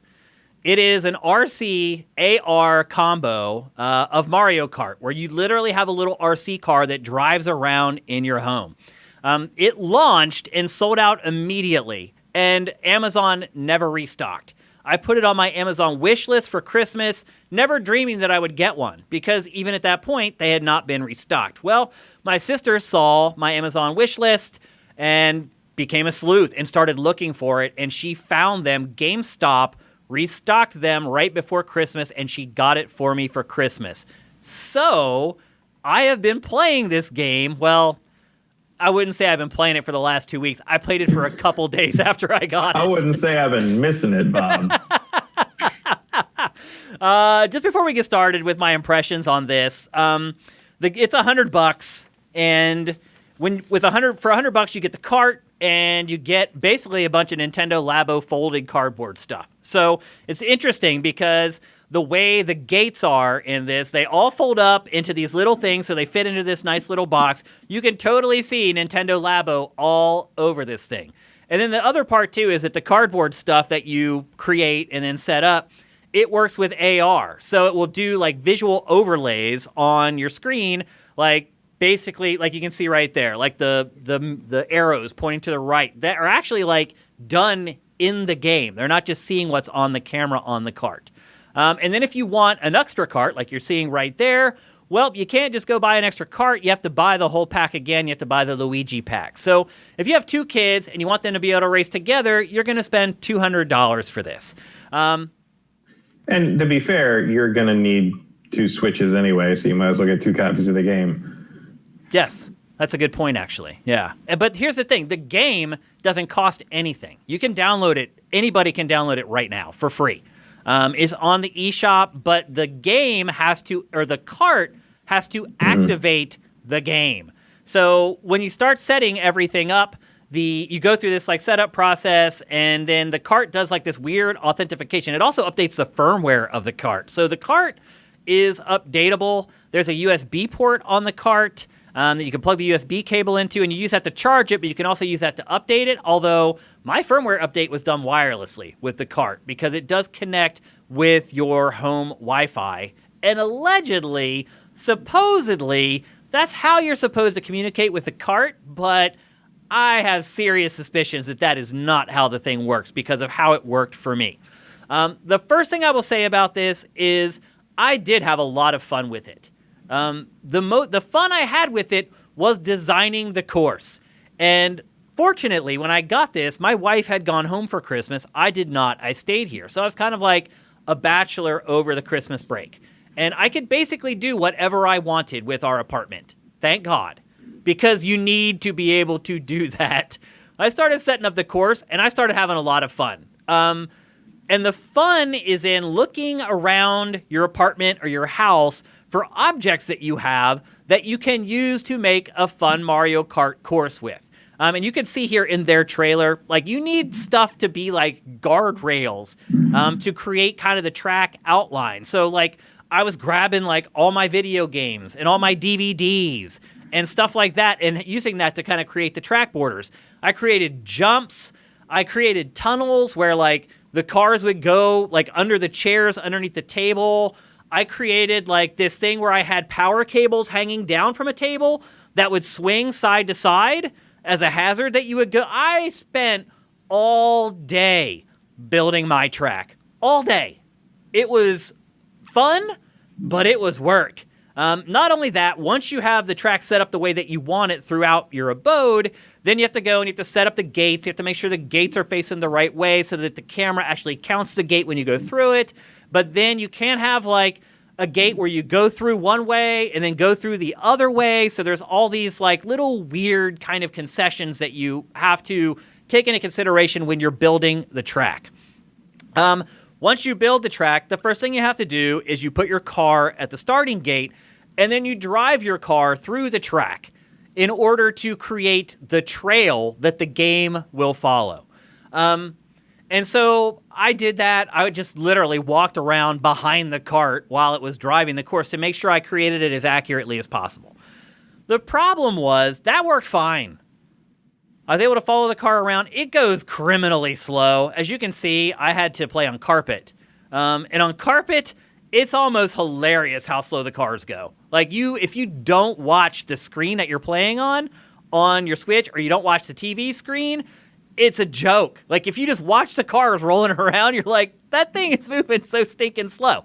But if you do play the game and you look through that little camera, it seems like you're going a million miles an hour because the camera is, like, shaking all over the place. And if you set up enough stuff on the side of the track, the sense of speed is, like, amazing. And the reason the carts are so slow is because you have to be able to use turbo in the game. Either you fire it off yourself or you hit a mushroom. So they have to be able to denote that you're going faster than you were. So they can't just let the cart run at full speed at all times. Obviously, for battery life and things like that as well, they have to consider it. So the carts move really slow when you're watching it, but when you're playing it, you have no idea. It seems like it's going like a million miles an hour around your living room. And then you look up from the gamepad and you're like, what? So anyway, I set up the course. I ran the course. I had it all set up. And then I put my cart at the start line, got ready to race my first race, went back to where I was capturing the footage. And as you can see, this has been my experience playing Mario Kart Live. It is just one disconnection after another. The game says that it's good for 5 meters, which is like 15 feet. Now you're seeing the track that I built throughout my apartment. It went into, like, one other room. It was all in one room, and then just this part that you're seeing right now swung into our bedroom and then went right back out into that main room. And I was literally, the switch was around the corner from this room that you're seeing right now, and the cart just lost connection constantly. Even when I went back and sat in the same room that the track is in, once it got to an edge of the room, I would have to hold up my gamepad to get the reception out to the cart, or it would just stop. In my opinion, unless you can just set this up in some, like, 10-foot by 10-foot area that you can just have set up there for a while, do not buy it. It takes so much time to set everything up, so much time to get the game to connect with the track that you made. Like, here, you can see bubble wrap. I tried to make, like, different surfaces on the course. So I laid down a bunch of bubble wrap.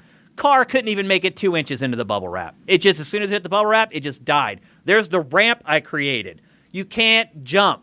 So as soon as the cart leaves the ground and loses contact with the ground, the race ends. And you have to go pick up the cart, take it back to the finish line, and start over. So the jump wouldn't work. So I was like, all right, well, instead of having a jump, I'll create that ramp up, and then I'll create another ramp down the other side of it. And when I did that, just that tipping over the corner to go down the ramp was enough to set it off. So basically, you have to race the carts on flat ground pretty much at all times. You can't change up the surfaces because it won't make it across the surfaces. The tires are made out of rubber, and they are, like, you can push them down. They're filled with air. They won't, like, deflate, and they're not inflated with air, but they are filled with air, and they're rubber tires. So they do grip pretty well. Like, it went up the ramp okay, but it barely had enough power to get up it. Like, I don't think it would have jumped anyway, to be perfectly honest with you. So what I'm getting at with this is don't buy it. It is. I'm glad somebody else bought it for me, because I had spent my own money on this. I would be pretty much furious at this point. I will say this. I was pleasantly surprised by the game itself. Like, when I did go in and wasn't capturing and just sat at that couch you're seeing there on the left and played it and it actually worked, I did have fun with it, and I was really surprised how much stuff is in the game. So there's tons of customization for Mario and for your carts. You can get new parts. Mario gets, like, new outfits. You get new horn sounds. As you can see, there are 4 different engine classes, and I will say this, I turned it all the way up to 200. Game's still really slow. And you see there, like, it says environment at the bottom of that menu there. That doesn't really change the track. What it does is it changes the overlays on the track. So if you choose, and later on I unlocked, like, other seasons, like you get winter eventually. Like, it doesn't change the layout of the track or anything like that. It's just all the stuff that shows an augmented reality on, like, the gates is, like, winter themed, or in this case, it's summer themed. So it does mix it up a little bit. Now you can see, like, all the stuff, all the customization, the costumes, the horns, the carts. So there's a lot of content in this, but ultimately you build a track and then you race that same track over and over again. So if you play the Grand Prix in this, you only have your one track layout. That's all it can do. So instead of there being a different track in the Grand Prix, it just uses the different themes for the same track over and over again. Now, if you wanted to and you had the space, could you build a bunch of other tracks? I guess. Is it practical? Hell no. In fact, that is the one word I would use to describe this game in general. Impractical. And the other one I would use is broken, because I could hardly ever get it to work. Unless you are in the most ideal conditions where you're in the same room, the cart never gets more than 10 feet away from you, you're going to have problems getting this to work the way that it's intended to work. And it's a shame, because when it did work, I had a lot of fun with it. I was pleasantly surprised by a lot of it. But most people don't have a room that they can just give up to Mario Kart Live for, like, the next 30 days. Like, it's just not practical. So if your kids have, like, a playroom and you feel like you could set up a track in there and they won't completely destroy it, sure. Then I think it's probably a good purchase. But the tech to me ended up being incredibly disappointing. The cart itself was really slow. I feel like they're way overcharging for this. Like, that cart should cost, like, $15. Like, there's no reason. It's literally a cart and cardboard. That's all that's in the box. That's it. It's the cart and the gates, the cardboard gates. That's all you get. They're charging $100 for that junky RC car. I don't know if you guys know anything about RC. You can get a kick-ass RC car for $100, man. Like, it's a total markup. You can get a really good AR drone for $100. You're absolutely right, you can. Yeah, I had a Parrot drone that's like $100, and they're amazing. So the cost doesn't work out. The practicality for it doesn't work out. I did have fun with it while it lasted, but, like, I'm looking at it and I'm like, my wife would never be okay with this. I had to completely take over our main living area just to build a track. And that was the funnest part, in all honesty, building my own track. That is something that they need to put in Mario Kart going forward. I had a ton of fun with it, doing it, like, in the real world, using boxes and DVD cases and cases of Coke and whatever else I could find around the house. I just grabbed anything and just started building a track with it and getting creative with it, thinking about, like, how can I use this? Like, That was really fun and really cool. But again, once you set up the track, that's all you're going to race until you set up another one all over again. It costs too much money, it costs too much time, and the payoff just simply isn't worth it. So if you're like me and you wanted this back when it was first announced and then it sold out and you couldn't get it and you're like, well, maybe it'll come back around. It has come back around, but I do not recommend buying it at all unless you have kids and unless those kids have a private area that's just set up for them to play. Otherwise, for me, it's a huge pass, and I'm glad somebody bought it for me, and I didn't buy it myself. Do you have any questions about it, Matt? Nope, that sounds pretty much exactly what I thought it would be. Yeah, like the biggest problem really is the signal. And I mentioned earlier that they say it's like Wi-Fi, and you do connect it to your Wi-Fi. You have to put in your password and all that stuff, and it does talk to the cart through Wi-Fi because that's how it updated the firmware on the cart. But I'm telling you, I would have to guess that the controls of the cart are Bluetooth. They are. Which is probably That's the problem. exactly what it is. And so, like, I can tell because if I would sit there and try to control it, you'd see the cart like jerking, like losing connection. If I walked behind the cart while I drove it, it was just flying all over the living room. So the connection between the gamepad and the cart is Bluetooth. And as you guys all know, Bluetooth is janky. It drops all the freaking time. So it should have been running on Wi-Fi, and I feel like it's a little deceptive that they're trying to say it's like a Wi-Fi RC cart, because it's not. You only use the Wi-Fi to update the firmware. So there you go. That's Mario Kart Live Home Circuit. I wish I could say I recommend it, but I absolutely don't, and I'm glad that I got it as a Christmas gift instead of something that I bought myself. All right, so there you go. That's GameFace 242. We got some time to answer some questions here. Let me put on my reading glasses so I can see this tiny print. The other thing is I have to look at chat on the iPad because all my screens here are tied up. Go at Sifted Games with your questions. It'll make it easier for us to pull them out of the chat amongst all the other stuff you guys have been talking about. And I'm sorry I've missed like all the Twitch Prime today. Okay, you guys are doing it now. I'm going to try to scroll up and see if I can thank some of you guys who did it earlier. Andy T. Monahan, thank you. Wampler13, thank you. Raphael Michael, thank you. The guy who did our shirts, thank you very much. Commander Fett, thank you. Swanland, thank you. On the iPad, it's actually letting me go all the way up. That's awesome. Supermaster Gamer, thank you. David5807, thank you. Les Deved, thank you. He also gifted a sub to someone. Thank you for that. And then JM Rain, making it rain as usual. What's up, man? I talked to him a good bit over the holidays. Hope you're having a good, happy new year. Johnny Hurricane just dropped a bunch of... You guys are awesome. We're kicking off 2021 right. iViz, thank you for Twitch Prime. Who else? Gerzilla, thank you for Twitch Prime. Almer Fmurf. That's a great name. That's funny. Thank you for Twitch Prime. What else we got here? It looks like we hit the hype train again. Choo-choo. Great job, guys. Sorry, unfortunately, I couldn't see it. It's so small and my eyes are going bad. So I apologize for not noticing it while it was going on. Sound Wizard, thank you for all the subs. You're the man. You're amazing.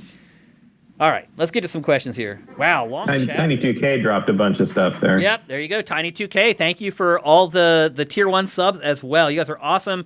Texture Glitch, thank you for Twitch Prime. Johnny Hurricane, thank you for Twitch Prime. Tiny2K, thank you for Twitch Prime. Mike's Q, who does voiceover for us, thank you for Twitch Prime. This is awesome. Thanks, guys. This is really how we needed to kick off 2021. And JM Rain just keeps making it rain, as always. All right, let's get some questions in here. I don't actually see any. Because here's one from Congrim1. GameStop's partnering with Xbox has been proven fruitful for the shaky company. Recently in talks of setting up a digital storefront allowing to sell or trade in your games digitally in the future. Does Sony and Nintendo need to address this with their own digital trade-in system to compete, or will it be a fad and struggle for the other platform holders to drag them to follow suit? Okay, the first thing I will say is I was wrong about this. Let me take the glasses off because everything's blurry if I use them for anything but reading. I was wrong about this. When I first heard about this, I was pissed off because I thought that Xbox had arranged some kind of an exclusive deal with GameStop. And I was like, that is a conflict of interest for GameStop to arrange an exclusive deal with just one of them. Well, then you guys asked Pachter about it, and he had a lot more information about it. And it is not an exclusive deal, meaning, as you bring up in your question, both Sony and Nintendo could strike the same deal with GameStop. So in that case, it is not a conflict of interest, and there's really nothing wrong with what either side has done. And I remember, I went off about this on a prior episode of GameFace. I'm here right now to tell you I was wrong. Pachter cleared it up, and I get it. So that out of the way, what's the practicality of Sony or Nintendo doing it? High. They should do it. Will Nintendo do it? No. It will not partner with a retailer. It's not the way it does business. Will Sony do it? I absolutely think Sony's going to do it. Pachter basically compared it to its marketing and its advertising. He said, Xbox is paying GameStop for any subscriptions to Game Pass that it gets and for any console sales. But Xbox also pays GameStop if it wants a poster for Halo Infinite by the door. There's all these things that these guys do with retailers already, and this really isn't out of line with that. So, will they do it? I would say Sony will, Nintendo won't. Can they do it? They both can. What do you think, Matt? Yeah, I don't see Nintendo getting in on that. It could be argued they don't need to, but also, it's just not really their thing. Sony, Microsoft, maybe. The digital game sales thing seems odd. I'm not sure how you'd really police that, I guess. I would guess at some point we will see some sort of digital sellback idea floated by one of them, but I'm not sure where that will come from or how it'll work. I always assumed that this deal was kind of along the same lines of their usual sponsorship promotional shit. Co-marketing, co-branding. It does seem to have done okay by GameStop. I think their stock is up double or something. It went up 80% in one day. Yeah, they had a good holiday. Their sales were down 3% year over year or something like that for the holiday season. But overall last year, GameStop killed. The industry killed last year, and it's going to kill this year too. The first 6 months of this year are pretty much going to be just like all of last year. We're all going to be locked down. Although I can't help but note that there used to be 20 GameStops in Los Angeles, and now there's 2. Well, that was why they said they were down year over year for the holiday season, because they don't have as many stores. They've closed literally nowhere stores. to go. Yep. People just don't have access to GameStop as much as they used to. So anyway, there's the answer to your question, Congrim. And I think at least one of them will follow suit, absolutely. Here's one from Yakov226. What's up, man? Hope you had a good holiday season. Hi, guys. Any thoughts on the new Final Fantasy VII trademarks? And Kyle, any update on Silent Hill you heard about? Please give me some hope. Let's tackle Final Fantasy VII first. The trademarks are... A lot of people think it's for the second episode of the remake, right? Yeah, I couldn't make really heads or tails out of what those were. It could be anything. Square Enix does this. It'll create that core game, Final Fantasy VII, and it'll start creating all these weird little spin-offs off of it. I did terrible at tracking that stuff with Kingdom Hearts. I have no idea what all the Kingdom Hearts games are. No, and look, the what they've done with the alterations to the Final Fantasy VII story, they clearly open the door to alternate timelines and stuff like that. So they could do spin-offs all fucking decade if they want to. There is a non-zero chance that one of the remake installments will just be Crisis Core remade. It's all there. It's all available if they want to do it. Think about all the stuff, the spin-offs they've done in the past, with Advent Children, and then Final Fantasy 15 had all those weird things with subtitles. Some of them were just movies. It's very hard to follow. To understand anything about the backstory, because we're not going to tell you anything about how the fucking world or the story works. It's just stop it. Yeah. What about Silent Hill, Matt? Complete story. Silent Hill, I haven't heard anything in forever. It's just, who knows if it even still exists, or if there's, I would hope we'd hear about it this year. If we don't hear about that project again this year, I would say you can go ahead and assume it's dead. Okay. Here's one from Scorefear. If Miyazaki adapted Lord of the Rings into a Souls game, would it be the best licensed game ever? What concerns would you have? What boss would you look forward to? Well, I obviously can't tell you the boss. Well, actually, I guess I can. Yeah. I don't think it would even be the best licensed game that month. I don't think the Lord of the Rings license translates to Miyazaki's design style very well, because he does like kind of folded in kind of mazy Metroid-y worlds, and Lord of the Rings is a big open battle story. Yeah.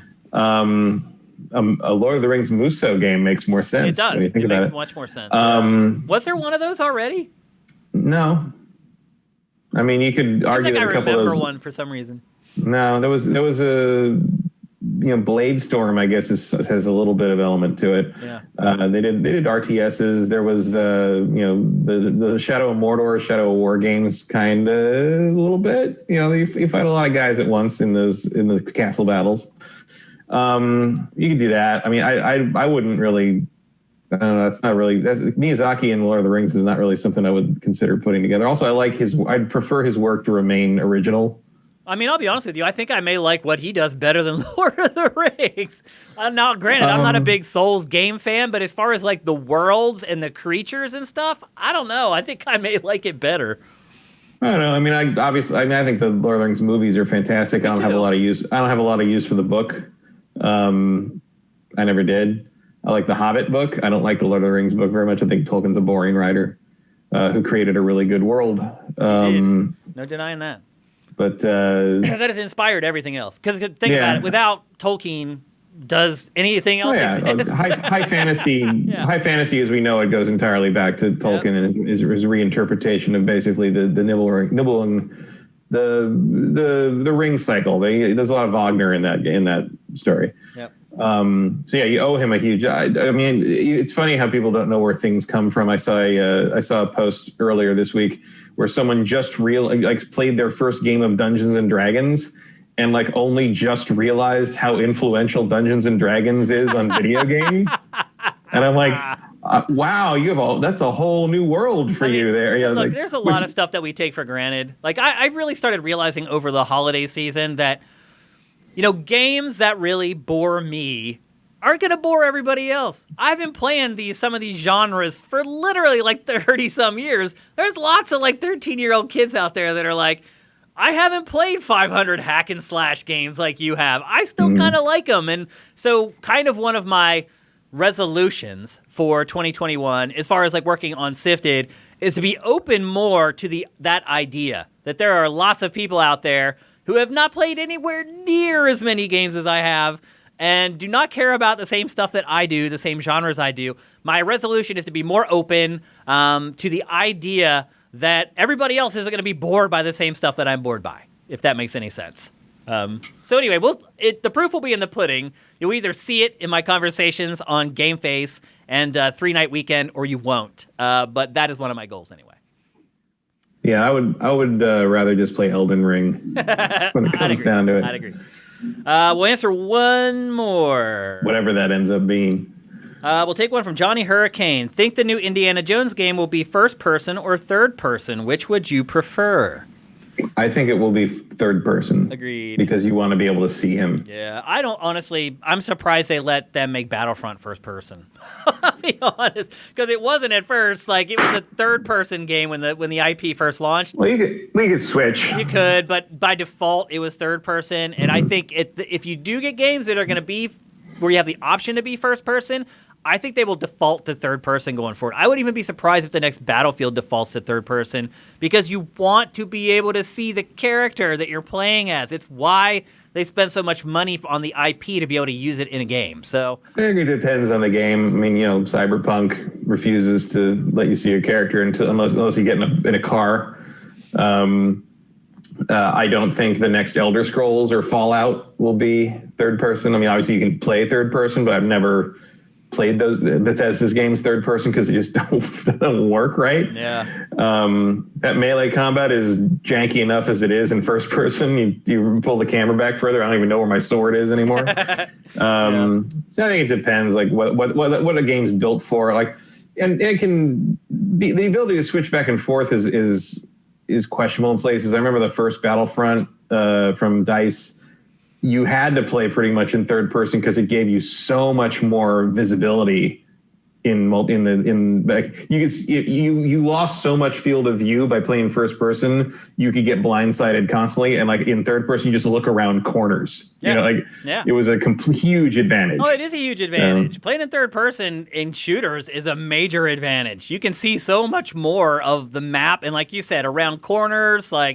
You can't mix them up. You can't let unless you force people to default to third person. And if you want to disadvantage yourself by playing first person, go ahead. But you can't make a case where people are going to get an advantage if they choose the other one. So, I would definitely prefer first person in vehicles. Yeah. But on foot, third person is probably, especially in a game like Battlefront or Indiana Jones, where the part of the point is the character. Yeah. And you want to be able to see who you're playing. Well, I mean, other thing too, though, is if it doesn't have Harrison Ford's likeness, does it matter as much? It will have Harrison Ford's likeness. I mean, that's part of the contract. He doesn't, no one paid Harrison Ford for his face to be on that N64 game, but it was. I promise. You sign your likeness rights away forever as soon as you decide to be in a Lucasfilm thing. John Boyega can be upset about how Rise of Skywalker went the rest of his life, and I agree with him. But Finn is going to look like him forever, and he can't do anything about it. So that's just what you sign when you join in. Okay. All right, that's going to do it for GameFace episode 242, as in front 242. Hope you guys had a great holiday season. Hope you're having a good New Year so far. Another New Year's resolution that we're having this year, we're trying to make sure we do GameFace as steady as possible. We heard your cries over the holiday season. Some of you guys were complaining that you felt like you couldn't rely on it. That's a big thrust for us this year. That's why I ran TriCaster today. I think it went okay, Matt. We're at the end of the show. There were at least 2 places where I let a trailer run out and there was black on the screen for a little bit. But I feel pretty good. For my first run, I think it went okay, which is good because this is how we're going to do the show if Jared can't be here until COVID is over and we can hire other people to help us with TriCasting. So I think we pulled it off. It wasn't perfect, but I think we pulled it off, which is pretty cool. Look, if you're listening to this show out on the wilds of the internet, we're everywhere. We're on iHeartRadio, Apple Podcasts, Google Podcasts, Spotify. I think we're missing a few of them. But if you're listening to the show out on any of those services and you want to help us out, head to patreon.com/sifted. That's SIFTD without the E. If you're watching this on YouTube and you can't afford to help us out on Patreon, you can give us a free $2.50 a month every month just by subscribing to our Twitch channel with Twitch Prime. It's easy. Once you set it up the first time, it literally takes 2 seconds. And if you don't want to deal with that, you can also just subscribe on YouTube and become a member, and you'll get everything day and date with all our patrons. Matt, it was a great 2020. I look forward to doing 2021 with you. I think it's going to be even better. I'm really excited for what's to come this year. One thing I do want to mention is our fantasy drafts are happening on Tuesday, and Jared will be here for that. I need him here for that. There's no way I can TriCast and do our draft at the same time. So our Matt and I's fantasy draft is happening Tuesday. I think it'll be about 1 p.m. Pacific. And then on that same day, the Sifted Fantasy Challenge will launch, and you'll have the chance to go and put your picks in. So you might want to start doing some research for that over the weekend. Once again, congratulations to Polak, who won last year. He ended up picking his 2 games, and I'm in the process of sending him those. But remember, Tuesday, Matt and I will be doing our draft, and that is also the day that we'll be launching the Sifted Fantasy Challenge for 2021, where you can win some free games for having some fun. If you want to find me on Twitter, I'm at Dinfire. If you want to find Matt on Twitter, you can find him at MKyle. Thanks for tuning in, guys. You guys are great on the chat. Tons of Twitch Prime, tons of donations, tons of subs. You guys are awesome. We love you guys so much. GameFace is up and out.